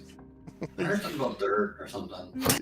yeah. He says, "The flyer of skies and the digger of dirt." Have at you. All right, so he gets a +6 versus AC, 1d10 plus 3.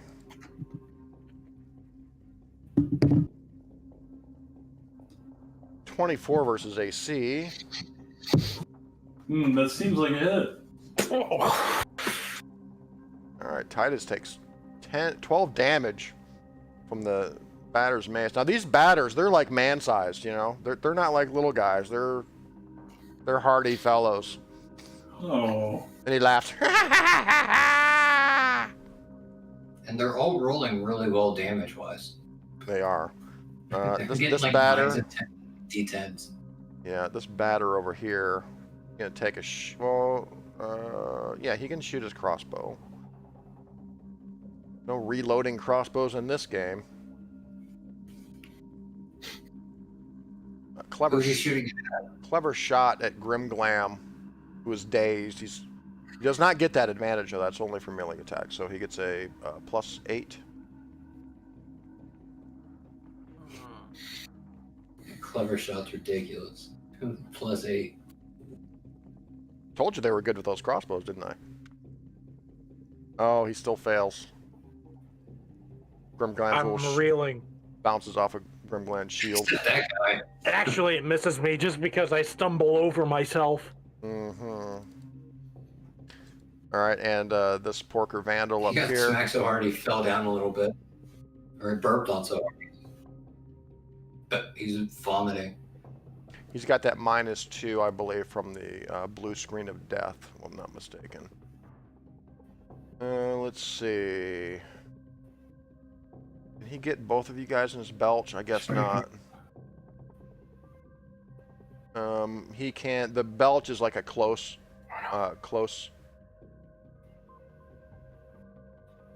You guys are blast. breaking up. I can't hear. Yeah, he does a close blast on you, Chompy, with his foul belch. My God. Can you please stop? +4 versus Fortitude. I think it's a 9. It's a 9 on that. 17. Nice. I think you're safe. Then he steps forward one and tries to brain you with his flail. It's +6 versus AC.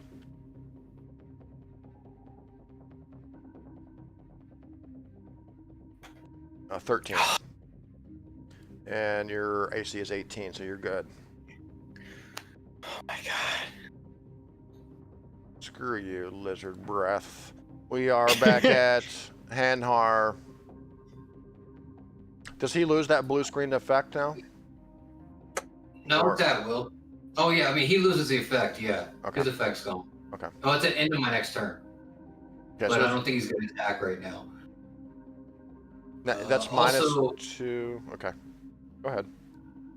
I'm gonna hit him with it again because it's at will, and I like that I'm in cover right now. So let's see. So, attack. 5. 8 +5. And this is against his will. Okay. His will's 12. That's what you needed. You got a 12. Yay. Awesome. Oh. And so he gets a -2 to attacking again. All right. Would you like to describe, Brennan, how you kill this Porker Vandal? Yes. Yes, I glare at him with my eyes as wide open as I can, and then suddenly it starts scrolling numbers and letters and numbers, and suddenly a 2 appears, and he falls over dead. Beep beep. Yeah. Yeah. Like a blinking 2. 2, 2, 2, 2.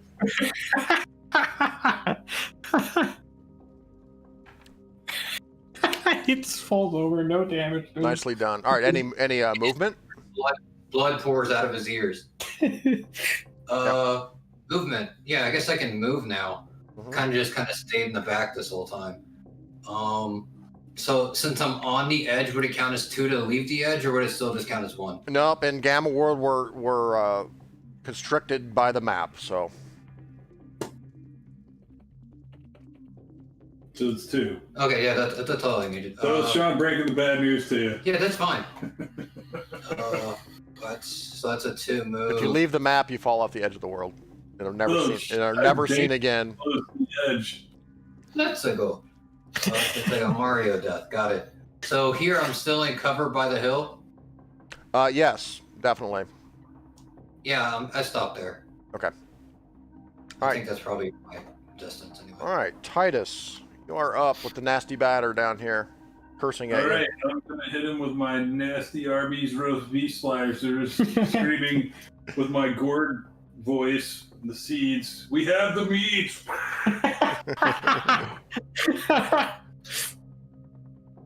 Never heard a plant scream before. Yeah. You got your bio screen? Mhm. Your weapon stuff is on. He put it on this page. But I'm gonna use the temporal fugue again because I can. Ah, yeah. Yeah, that temporal fugue's pretty badass, dude, for those melee attacks. Let's see. I've covered it up now. I think it was wisdom plus. I think I had a +7. That's what I remember. Yeah, I think your wisdom's 4 plus your level. That's 5 plus weapon accuracy 2. That's +7 versus reflex. Damage is your weapon damage +5.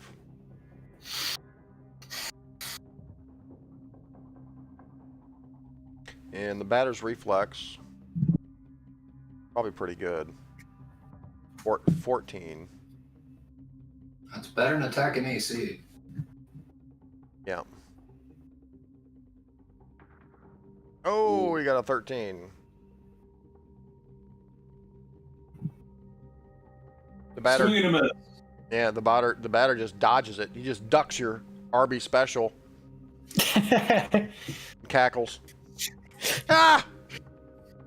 Hammer of nails, screw of screws. Take this. Ah! Nailer of nails. This is how well practiced they are at all these titles. Yeah. Oh, they're fanatical. They're like cultists from the Iron King. You can shift if you like, Kyle. You can shift 1 square for free. Or you still, you still have your movement basically. Fall down the hill. Right. Yeah, I'll move back away from this. Oh, was that belch physical damage? Poison damage. Ah, okay. Yes. It's that bad. He's been eating something really nasty.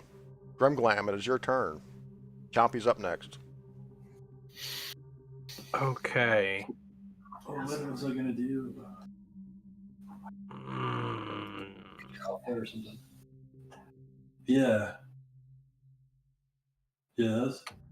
I'm sure you can. Can I shift on top of this rock? It's difficult terrain. Yes, technically you could. Because the rule is you can use your move to shift 1 square. Difficult terrain is not taken into consideration. Okay. That's a minor action. Wait, no, I can't. No, I'm dazed. I'm dazed. Hold on. That is true. You can only take 1 action here. I guess Standard, I use my minor action. yep, standard move or minor. How strong? Still Not strong at all. Hey, Sean. Mm-hmm. Yeah. Can I still use my minor action? You can. I'm gonna invoke my alpha white dwarf. All right, let me take a look at it here. Yep, it says minor action. Until the end of your next turn, whenever a creature starts its turn within 3 squares of you, you pull it 1 square as a free action, and it can't move away from you during that turn. In addition, you get +2 to defenses. Would you like to try to overcharge it? That makes the range increase to 5 squares, and the power bonus increases to +4. If you get a 10 or higher, I think you get a +2 on your overcharge rolls for dark alphas, though. So you'd want to roll if you want to overcharge it. You want to get an 8 or higher. But if you roll under an 8, you are dazed and slowed, and you can't save against this effect during the turn you overcharge it. So a bad thing happens if you roll low. So would you like to try to overcharge it? Yeah, I would. All right, roll a d20. You want to get an 8 or higher? You do. Okay. Oof. Surround yourself with a shield of intense gravity. I want to call something that pulls things towards me a shield. And the power bonus increases the +4. So +4 on So when to all you my attack- defenses. To my Yep. defenses. Oh, power is a defensive bonus? Yeah, that's why I wanted to use it because Okay, I thought power bonus was an attack bonus. I don't know. I mean, if you look at it. Oh, it's all defenses. Okay, yeah. Yeah. So that's what I wanted. I wanted to protect myself. I'll put a 4 on All you just to right. remind us that you get +4. And I'm also going to put... Stumbling around, swinging my conquering stick wildly, I try to bash him even though I am out of my mind with this terrible stench. Okay. And I hit! 22. Wow, powered you on. With Wait. max damage. 13 damage. Nice. So you can't taste, but can you smell? It's crazy. Yeah, I can smell, apparently. We just learned that today. All right, so you bash the Vandal with your Conquering Stick right in the head. You can see the Conquering Stick logo now indented into Yeah! Yeah. You have been conquered! All right, Chompy, it's your turn. That's branding you can count on. Chompy right there. eyes the corpse of the porker. Yeah. That damn porker. Chompy's hurt. He's going to eat the porker. Ah, The dead porker. Bad Chompy. Chompy bad. Chompy, I need your help! He's too busy. He got hungry. He was a little peckish. If you're worried about your health, you do have the ability of once per encounter to, like, I think increase your health by half your health. Is that how that works? That's a good point. Once per encounter, you can use Second Wind, which gives your bloodied value of hit points back to you, which is half of your max hit points. So you can use Second Wind to regain, for you, Chompy, that'd be 14 hit points, if you'd like to do He's that. still going to eat the corpse. Yeah, and I think it just Anybody takes... can do that? Yeah, it takes just a minor action. So you can... We can all eat corpses. Yeah, so Chompy... Yeah. So Chompy, you can use your standard action to start eating the Vandal, and then use your minor action to get those 14 back. And just Wait, so anybody can do that at all? Yes. Yep, everybody has Second Wind. And there's a little checkbox next to it on your sheet. Just make sure you check that. And that also gives you +2 to your defenses until the end of your next turn as well. Yeah. +2 there. Thanks for remembering that, Brenna. I forgot about Second Wind. Good point. Good point. I didn't even know that was a thing. It's really helps you with, you know. That can benefit me at all times. Yeah, make sure. True. He really is self-centered. Makes your mutants a little tougher. I saved his life. As you can see, these enemies, these porkers and batters, are no laughing matter. These are some of the lowliest creatures in Gamma World. All right, so back we're to this porker Vandal here on you, Grim Clam. The lowest creatures in the Game of World. They really are. I mean, so just as an example, Gamma Terra is deadly. All right, Foul Belch. +4 versus Fortitude.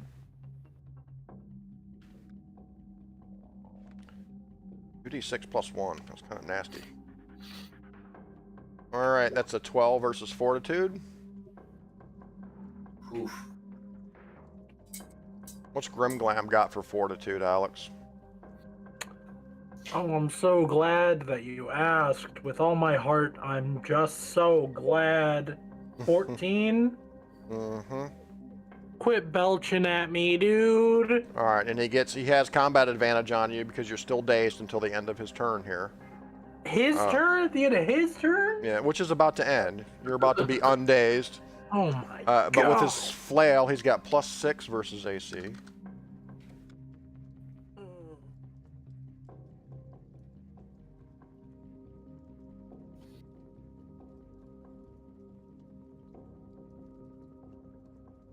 Oh my god. And actually, it should be a +2 more, so 17 versus AC.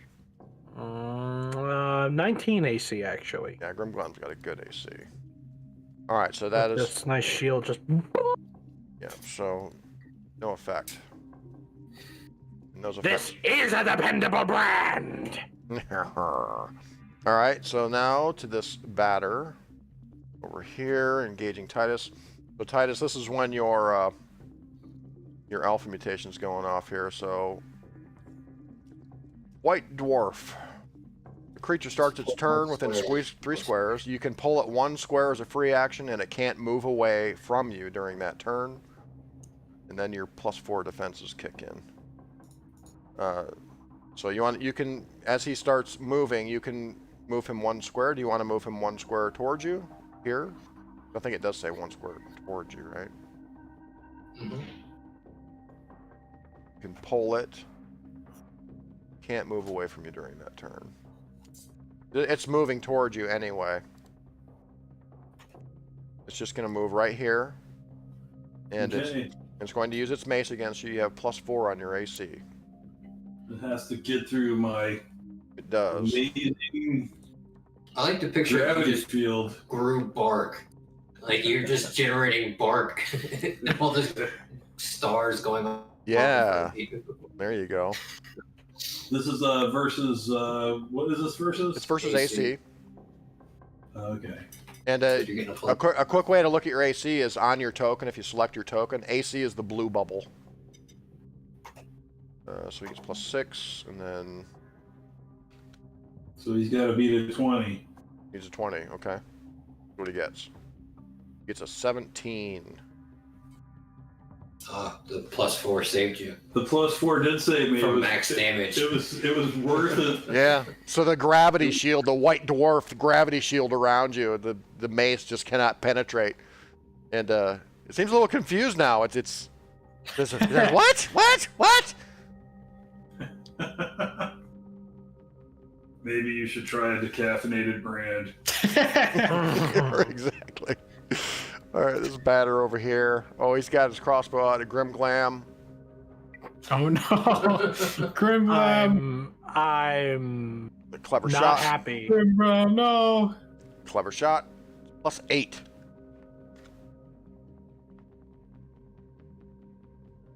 Ew, he rolled a 1. Yay! Telling you, it's not a dependable brand, no matter what they tell What? you. What?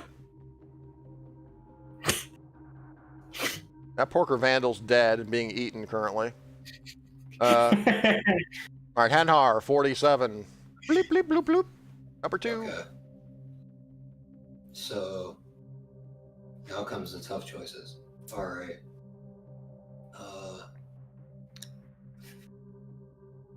If I go over there with you, I'm gonna get burped at. But- True. And Kyle, by the way, that White Dwarf Alpha Power, that's a one-off, so that's once per encounter. So technically, you would tap that card right now to show that you've used it. There's no way to do that in the game, but we need to just remember you used it. It's going to get switched out. Okay. At the end of the encounter, you're going to get another one anyway. Okay. So if I go 1, 2, 3, 4, then I use blue screen of death. Okay. Oh my god. Oh, I can think about it. It's the 2. Your optical interface becomes a blue color, flickering with nonsensical white text. Bleep, bleep, bloop, bloop, bloop, bleep, bloop, bleep. 2. Nonsensical. 2. And That's a 12 versus Will, I believe, right? Will. Yeah. Porkers have a 12 Will. So what does that mean? They tied it up? hits. It hits. On a Yeah. hit. Okay, so it's not risk rules. So No. that means he gets Good. a -2 on his attack rolls. And 12 damage. Psychic damage, right? Yep. That blue screen of death is pretty potent. I'll say. I like attacking that better than AC. So especially when their AC, like when their will save is 12. And did you use all of your movement, Brennan? Because if not, you can continue and use the rest of your movement if you like. I think I did 5, but I think I'll go here, and now I don't think the badger can shoot me because there's a rock in front of me. That is true. All right, Titus, you are up. Grim Glam is on deck. All right. Very good. Temporal fugue again with the beef slicer. It's not Really, the- I just need that badger to it's take not- one step closer, and then I can make this awesome. Yeah, it's not even like the RB special anymore with that temporal fugue. It's like the RB super duper special kind of thing. Like the RB time warp. So Arby's 2 for 8. All right, that's a Yo. 16. That's versus AC, right? Yeah. Or no, is it? Let's see here. Yeah, it's a physical attack, I think. Yeah. They have a 15 AC. That's a hit. 19 damage. Holy crap! Yeah, he maxed the damage. It looks like you rolled 2 8s. Who's laughing now? Temporal fugue's against reflex. Oh, it's against reflex. Well, I think you definitely hit them then, yeah, because their reflex is only 14. All right, so it's not laughing anymore. It's like what with trying to hit you through the force field, the gravity field. You come back with your RB slasher, roar, blood sprays everywhere. The bat is like, ah! He kind of falls to one knee. He's screaming now. He's like, no! Death my plant! No! You can shift one square if you like. Let's see. Am I still out of this guy's view right here? I think just so. Yeah, right there. He wouldn't have a line of sight to you. Yep. Okay. All right, Grim Now, Glam. the second wind take a minor action, you said, or is that a full action? Yeah, minor action. Yep. Oh, sweet. And we can take a full action and a minor action? Correct. You get a standard action, move action, and minor action in your turn. Alright, well, just so that we don't lose Grim Glam due to a couple crits, I'm going to use that second wind. And gain back, I guess.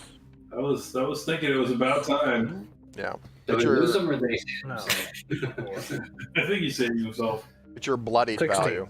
Yep. I'm banking on it. So 16, I believe? Yeah. Yep. And So you what get, evil product you use to get that health back? Sweet. Alright, I'm going to then smack him upside the head!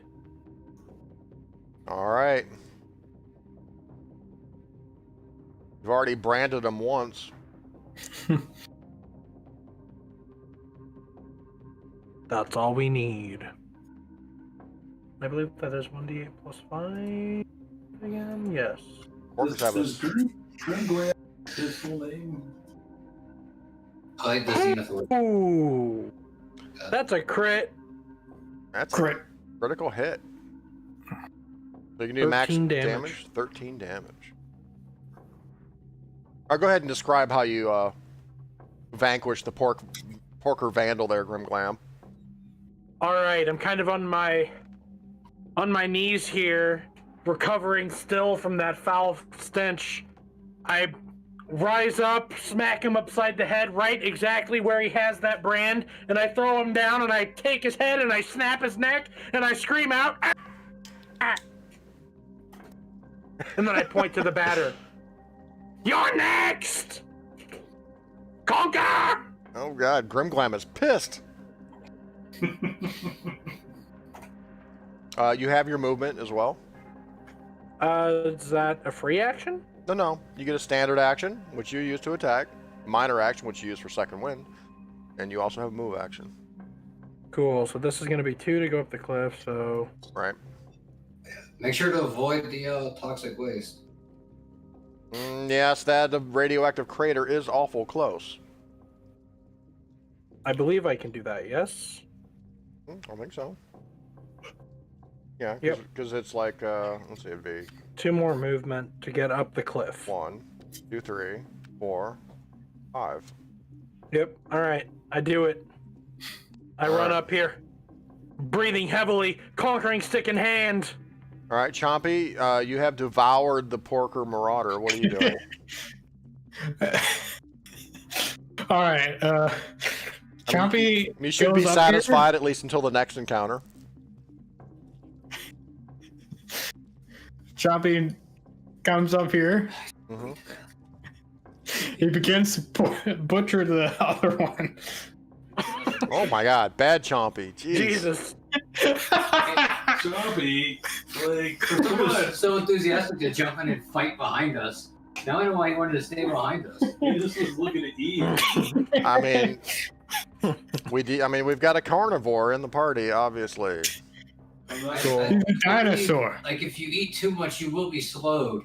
Because I think there's a lot of meat on a porker. I'm not looking forward to these porker dumps. Good thing he has at least 3 stomachs. Yeah, Aiden, Porker's far bigger than a dinosaur. Get it? dying. That's our... I mute my mic.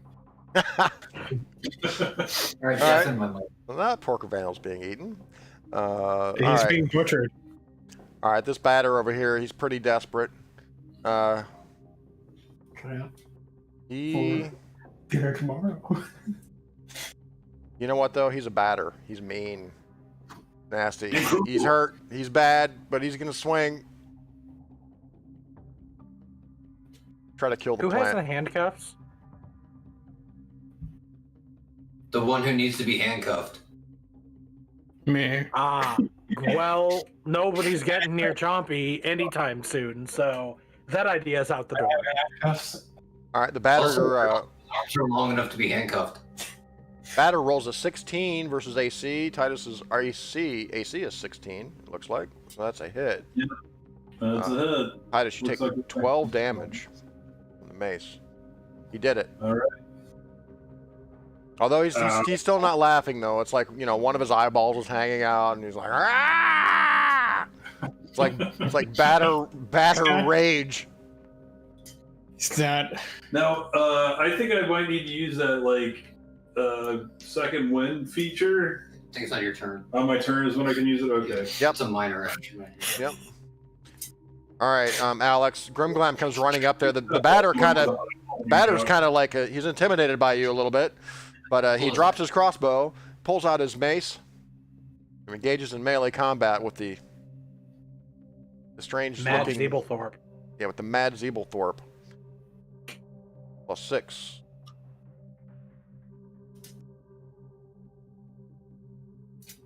It's time because I'm gonna lose it if I don't use it. Oh, he crit you.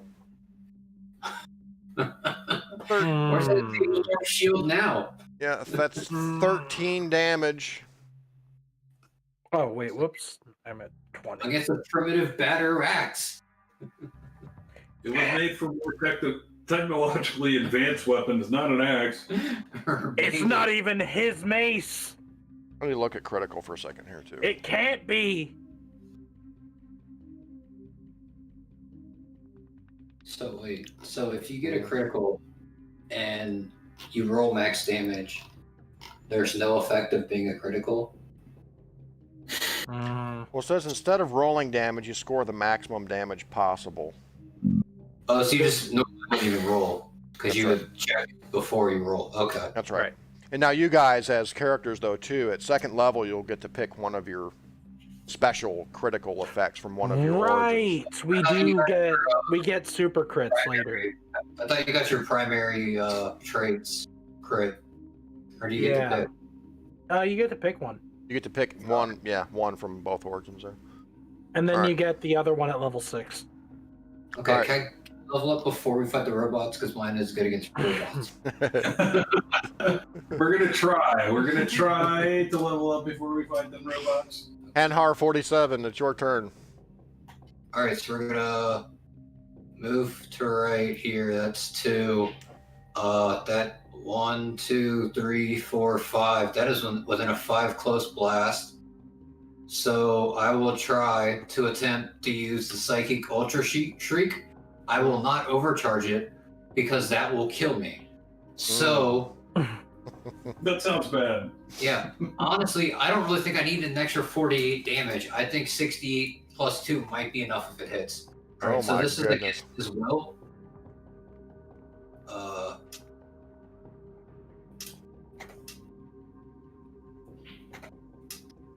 got a modifier of 2 because I'm not very charismatic. 6 Because when you're making a D8 plus psychic 2 attack, you want to be a against his will. dead sexy bastard. And I'm gonna be really upset when this misses. 17. You hit versus Will 13. So that's a 27 damage. So Hanhar unleashes a mental shriek that mashes every living brain nearby into gray paste. I'm not sure if I even need to describe that. It's almost like his head implodes. Into a gray page. No! Like the maker of stars and the breaker of... I let out a loud growl to go with it. Nicely done. Titus, you're up in mortal combat with the angry batter. Okay, Just have to kick it. I just have to kick it. All right, well, I'm going to hit it again with Temporal Fugue and the Slicer. All right, the time slicer. The Time Slicer, that's right. It's a versus 15 AC. It's not against AC. Oh, Temporal it's Fugue reflex. is against the reflex. Yeah, 14. Oh, 13. That's a miss. All right, for my minor action, I'm going to invoke my second wind. So how does that work? So, yeah, you get your bloodied value, which is half your hit points back. On your sheet, there's a bloodied... Is there a bloodied section where it says you're bloodied? I guess not. I thought there was. But that is half of your hit points rounded down. So you get 16. 16 back, or I have 16 total? Yeah, you get plus 16. Okay. And you get a +2 to your Defense? defense. Okay, that's good. Yep, until the end of your next turn. It is good. So +2 to defense means reflex, will, AC, like all of those. All your defenses, yeah. Okay. Okay. And so that was your minor action. You still have your standard action and your move action. Oh, he used his standard. Right, yeah, I think I swung for my standard Yeah, action. yeah. You still have your move action. You can shift, like. get some line of sight. Make the shot. Sorry, I missed it. How did this hoop in front of me, or not this hoop, this batter in front of me die? Oh God, you missed the ultra shriek. I'm gonna move over here. I hit it with a mind blast. That melted its brain into gray paste. Well, actually, I'll move diagonally here, so this guy's gonna have to expose himself to the party. That's a shift. Shift. Yeah, that batter's head basically implodes. Hanhar lets out this amazing psychic shriek that just mixed his brain into gray paste. He falls dead before you, and it's Grimglam's turn. Also, I'd like to point out that some of it's splattered on the Grimglam. So yeah, as you can That's see, fine. I barely noticed. Yeah, you can see Titus over here fighting this angry batter. Titus is like, vines are kind of flailing around. He's wielding the time slicer. I will be careful not to go near this thing here and go boom. Oh wait, what's the button? Spacebar? Shift? Q. Control? Q. Right.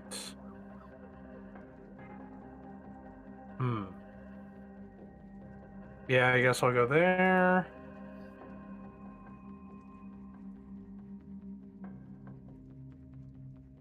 Okay. Oh.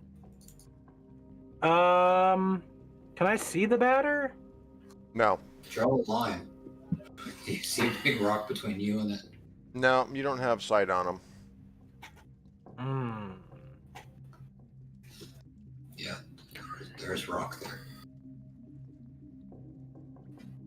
Actually, I'm gonna also drag the batter's corpse with me to the door here, Okay. if I can.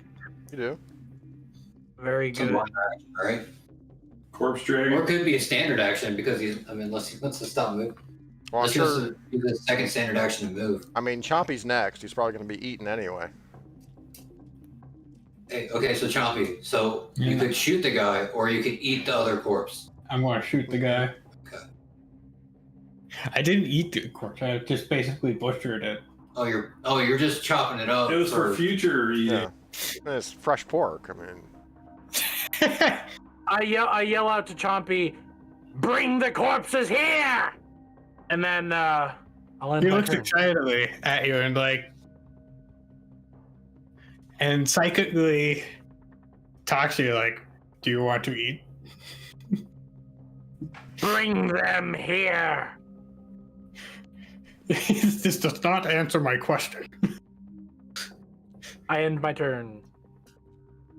You're up, Chompy. It's your turn.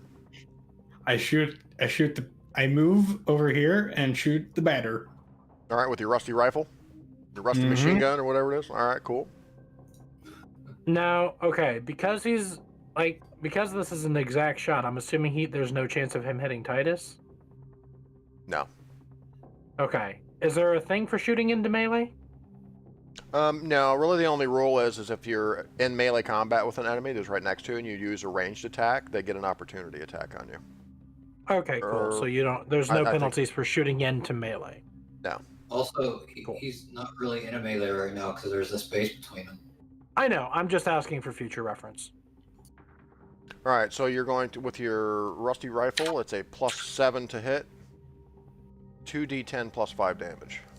That's a lot of damage. That's a high caliber rifle you got there. 2d10 plus 5? Yep. Oh, it's a crit. Wow. So that's 25 damage. Oh, nat 20. All right, Chompy, would you like to describe how you blow this I guy can to bits? imagine it's like the bullet whizzing past Titus and Yeah. basically making the batter's head basically explode. Yeah, this echoing boom comes from behind you, Titus. Boom! Yeah, there's that supersonic crack. I can hear the bullet whiz past me. Your little tentacles go. Yeah, I'm like, woo! All right, so we're out of combat. Good job, guys. 147 is invincible. That He was takes no damage. 2 for 2. 2 for 2. I die next game. Yeah. Way to put a target on your back. Oh, for sure. I didn't So before we do anything, let's do end of encounter stuff. Man, you guys can talk amongst yourself or make your plan or whatever. But I'm gonna start end of encounter stuff here. Oh, I did have porkers, resist 10, so actually I'm at... The porkers you mentioned are prone to have bikes with gasoline on them. Yes, Are nearby? they're known to kind of travel in packs like biker gangs. Yeah. Do they have those nearby? Not that you can see. No, not in the immediate vicinity anyway. Well, then search their corpses. Gonna see they got anything good on them. That's exactly right. Let's check the corpses. All right, they very well may. First of all, players who used ammo 2 or more times are out of ammo. Chompy, I think you only used 1, so you still have ammo. Then we check Omega. Then we check Omega charges for used Omega Tech cards. We don't have any Omega Tech yet. And then we switch out our Alpha Mutation cards. So let's do that.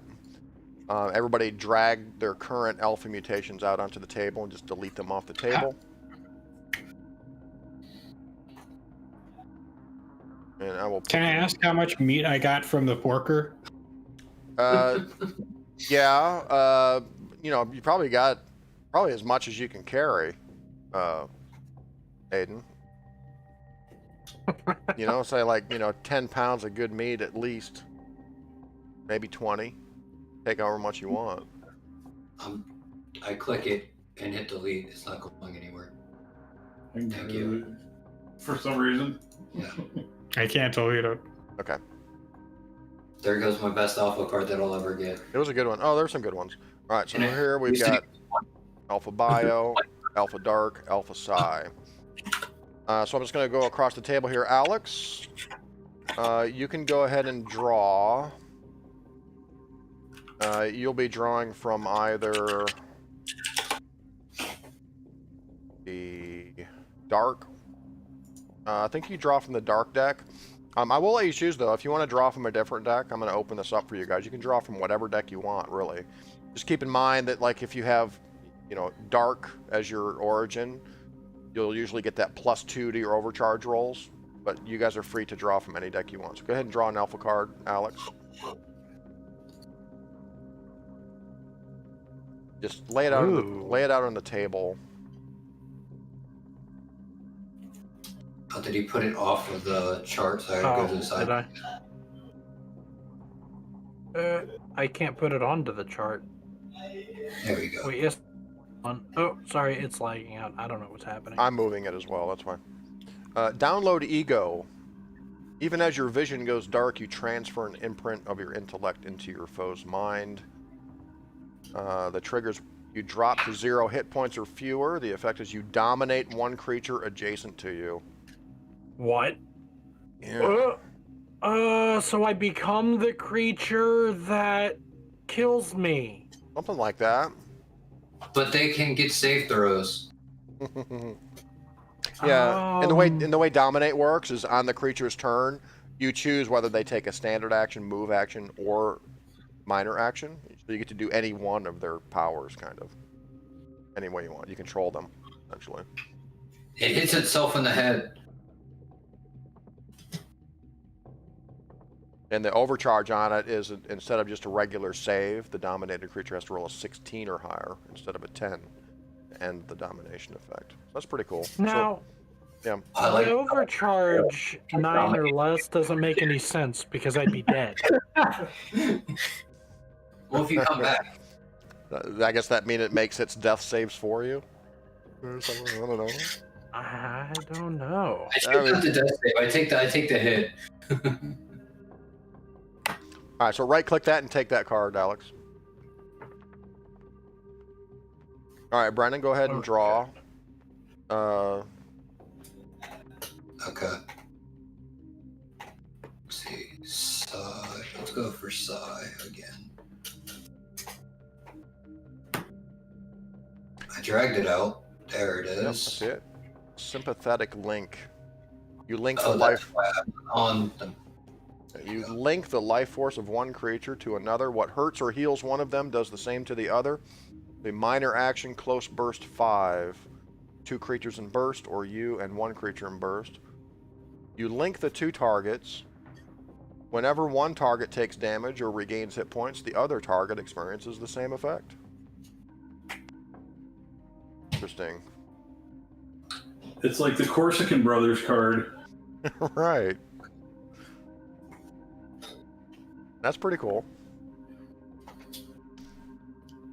Alright. All right, Kyle, go ahead and draw. I know Dark's one of them. Yeah, you have Dark and Bio are your Dark and alphas. Psi, or Dark and Bio? Dark and Bio are your size. Temporal is Dark, Plant is Bio. I'm going to take Bio this time. Dark Cough.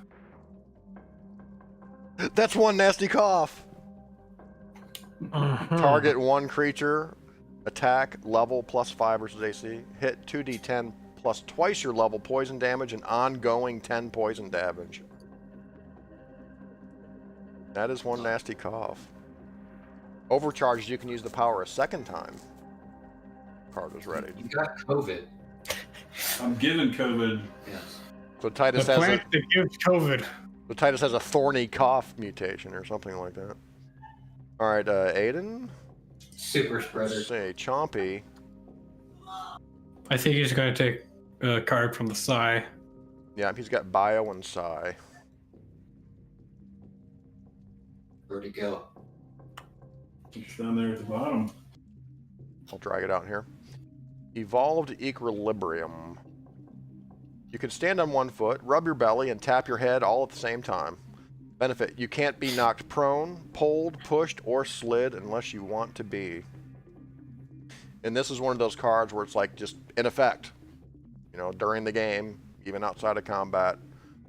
Now, so- to be clear, the mutant power is that you can stand on 1 foot, rub your belly, and tap your head all at the same time. That's the mutant power. Mhm.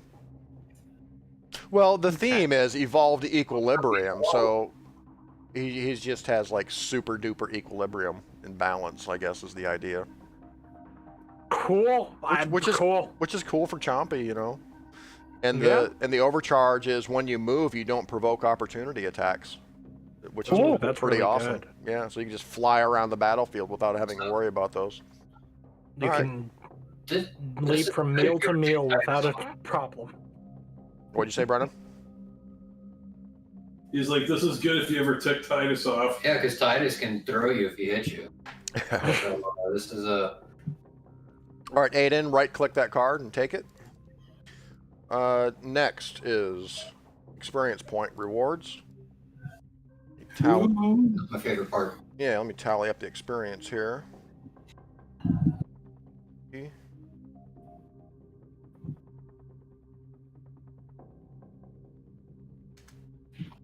So what was the rule? If you didn't lose hit points, you get double the experience? I think we found that rule book somewhere. Everybody gets 138 experience points. How much? 138. 238.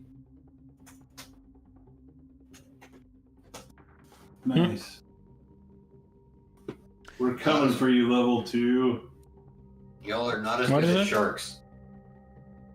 What is it? Okay. Your total XP should now be 288. 288. Yeah, a little bit more than halfway there to your next level. So now, Omega Tech. As you guys search around... Ook.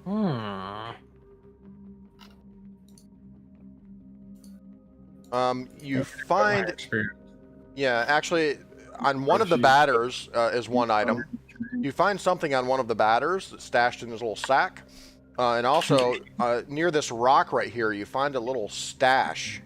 Everybody gets to draw an Omega Tech card.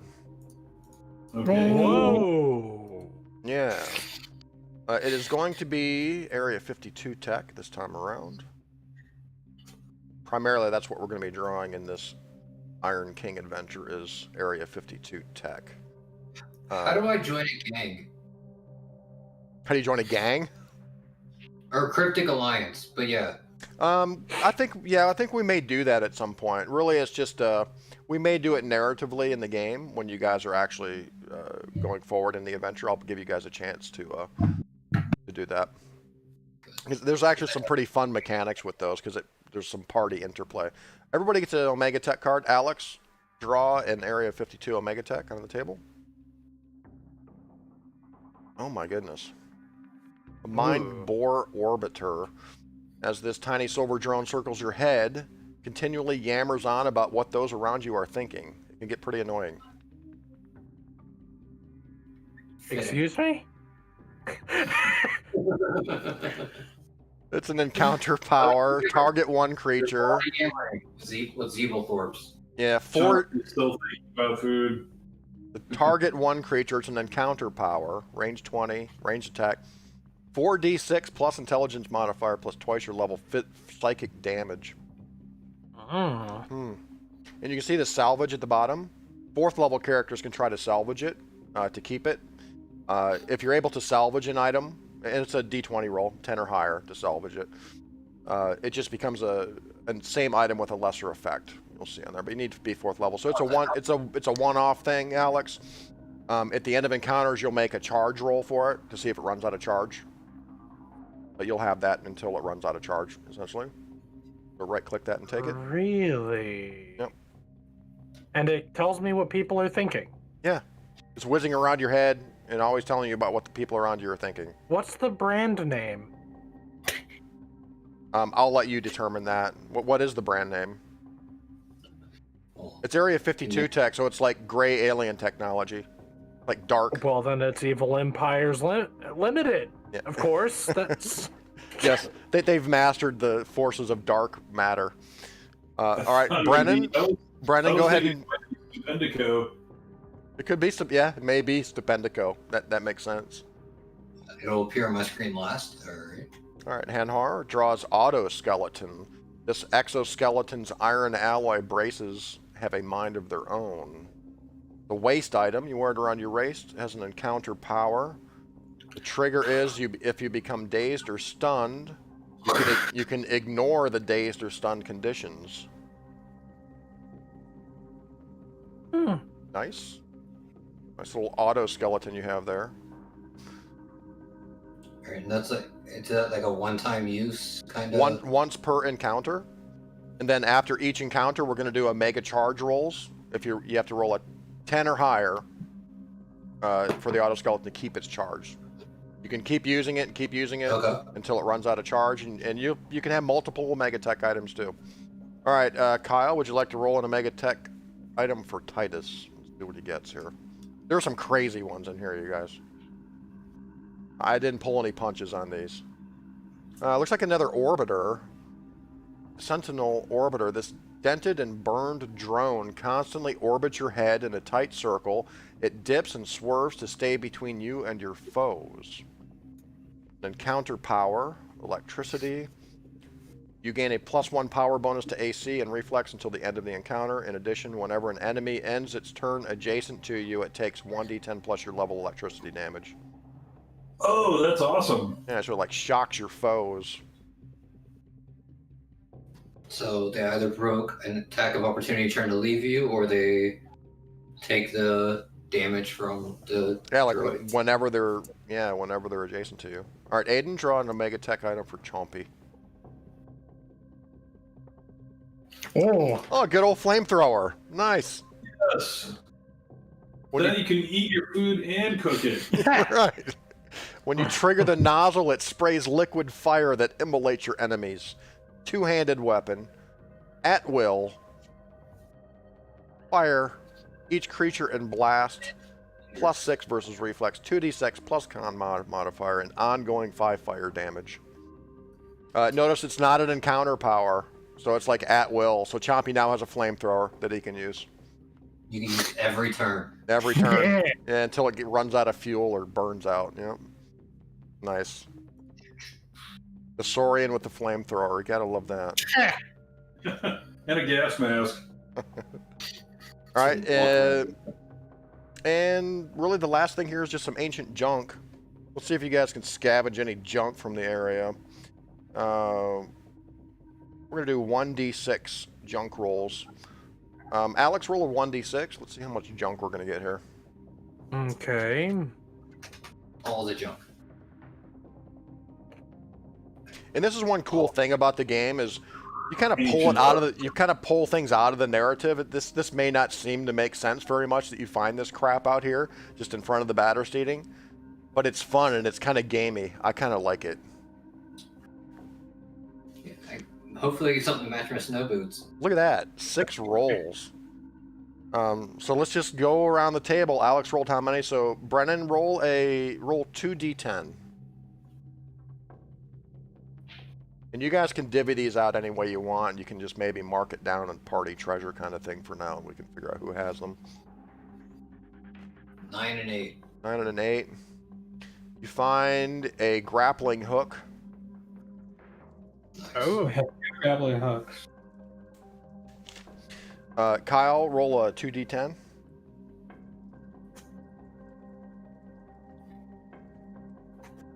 A 10 and a 5. You find a hockey stick. Yes. Aiden, roll a 2d10. 2 and a 5. You find a bike helmet. Now remember, this is all kind of... If you don't use this stuff, you can barter. This is barter stuff. This is like money, man. Mm. You know? Alex, roll a 2d10.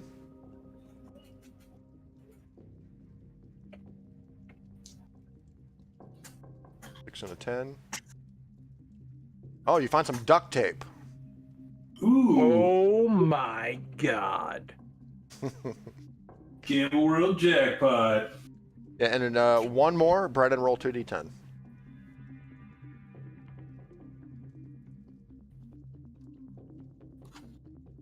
This will be the 5th item, yes? This is the 6th item, I think, if I'm keeping count right. Grappling hook, 1, hockey stick, 2, bike helmet, 3, duct tape. 4, 5. There is one more after this, you're right. A 9 and a 9. You find a little set of green plastic soldiers. Sweet. Army men. Army men. Gotta love that. Alright, and Kyle, roll 2d10 for the last item. There are some more useful items in here as well.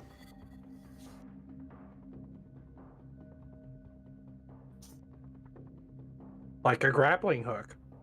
8 and a 7. And the last item you find is a fly fishing pole. So the grappling hook, is it like just the hook on a rope, or is it one that I shoot? No, it's just like a grappling hook that you can attach a rope to.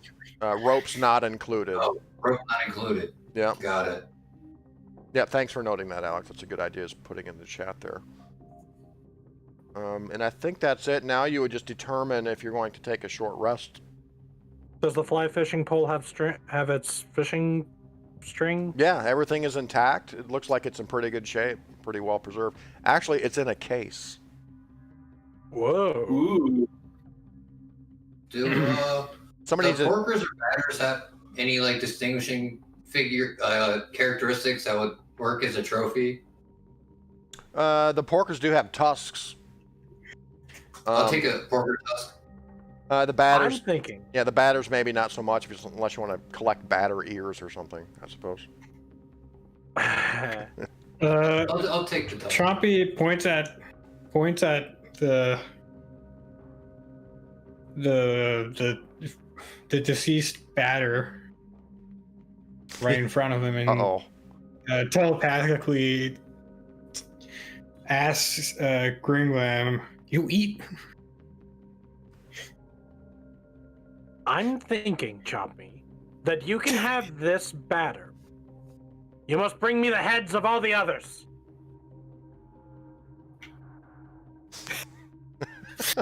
He looks at you like, I don't know. He's talking to himself again. Somebody needs to teach Chompy how to fish. That's what Chompy, you I'm should get out of the radiation, by the way. gas mask wearing, flamethrower toting, fly fishing dinosaur. Bring me their heads and I will give you this batter. he looks at the batter, so he looks very uninterested.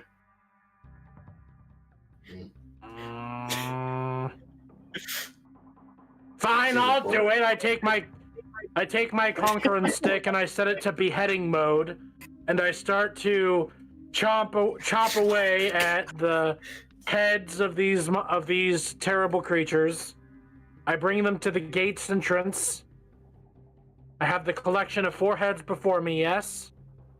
2 heads. He also got the porker heads. He got batter and porker heads. No, the batter heads, like both of their heads exploded. Right? Oh, that is true. Oh, right. Yeah, some of them don't have heads. Yeah. You have 2 porker heads. Yeah, the sad. I think Chompy ate one of the heads. Well, he harvested the meat. He didn't like. No, just- he ate the first one. I ate the first one. He ate the first one. He's harvesting that. the next one. I probably would have that head. Yeah, one of them has a head, but the brains are all pasty. Okay, I'll take the pasty-brained head, and the other batter. I'll take an arm. I gather them here at the gate. I'm not sure where this is going. Go ahead, yeah. Oh no. Chompy, open the door. Kick it open. Hey, don't you want to take a short rest before you do that, so you don't get your health back? Yeah. And you get your second wind back too, I believe, yeah. Chompy just falls asleep right there. I'll tell you what, we've gone more than a half hour over here, so we're going to have to end it here soon. I vote for party rest. Yes. And Fine, we can rest. I'll do the dramatic entrance next time. Yeah, because technically at this point, the end of encounter thing, the kind of end of encounter checklist, you can take a short rest or a long rest. And it doesn't really affect your alpha mutations at this point, since it's the end of the encounter. So you guys can't take a short rest. Everybody can get all their hit points back, and you can refresh your second wind.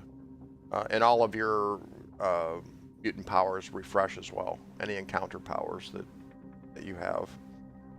Nice. And that's where Right, because it's only like 5 minutes, yeah? It is. It's just 5 minutes. You guys just kind of, take a breather. Chompy, I think you're full. I don't think you really need to eat anymore. Yeah. Titus can get a little breather. He's a little out of breath. He doesn't breathe though. What did plants do I when need they're tired? Carbon, He does. He just breathes carbon dioxide. He All still right. breathes. I need Right, carbon right. dioxide. I go find our car and turn it on for a He, little while. he goes, I got stuck on the muffler. Yeah. Can I see what, like, if I can, like, kind of figure out what that crater is?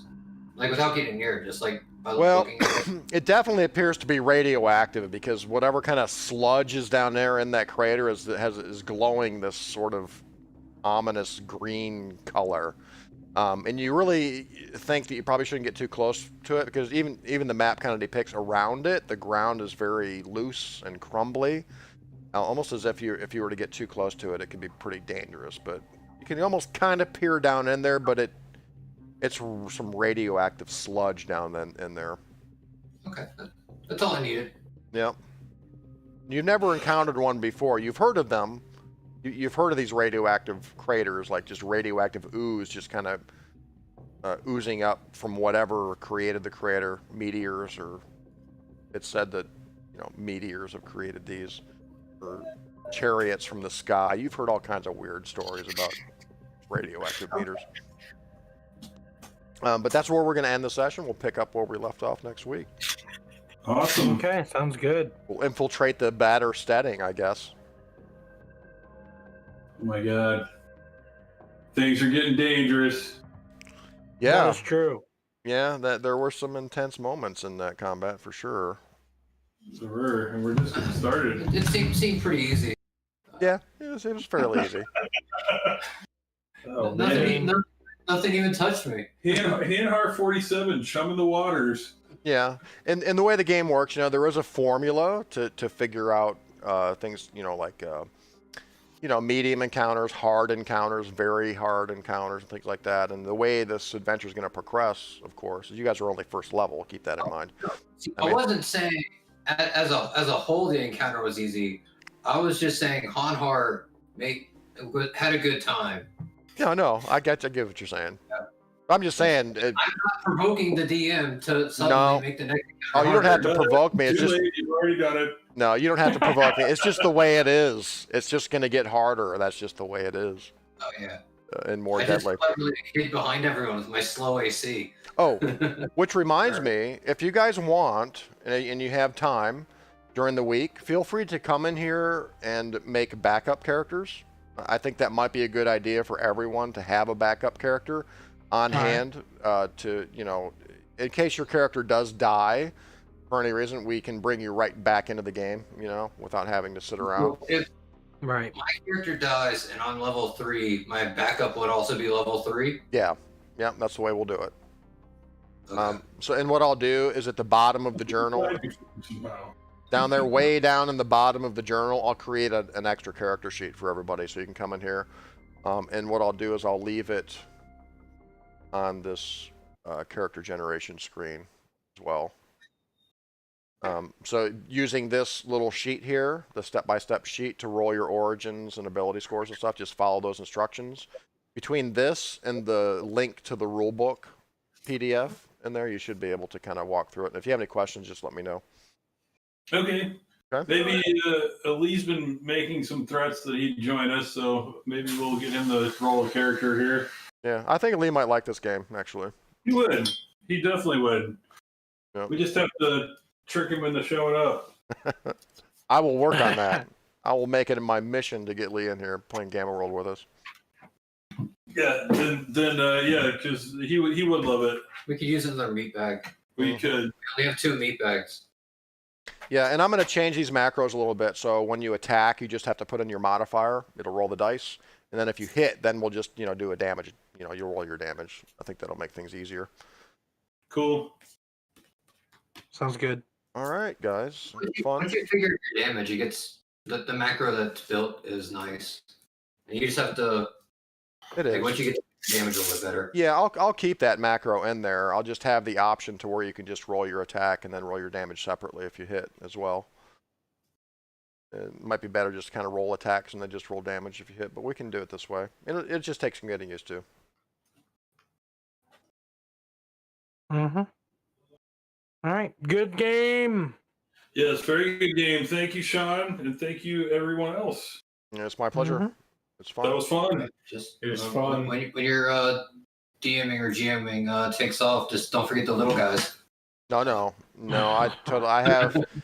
I have Mondays off pretty much, so we can play Gamma World. I also have Thursdays off for Call of Cthulhu as well. I'm going to keep it that way. Yep. Priorities. Exactly. Priorities.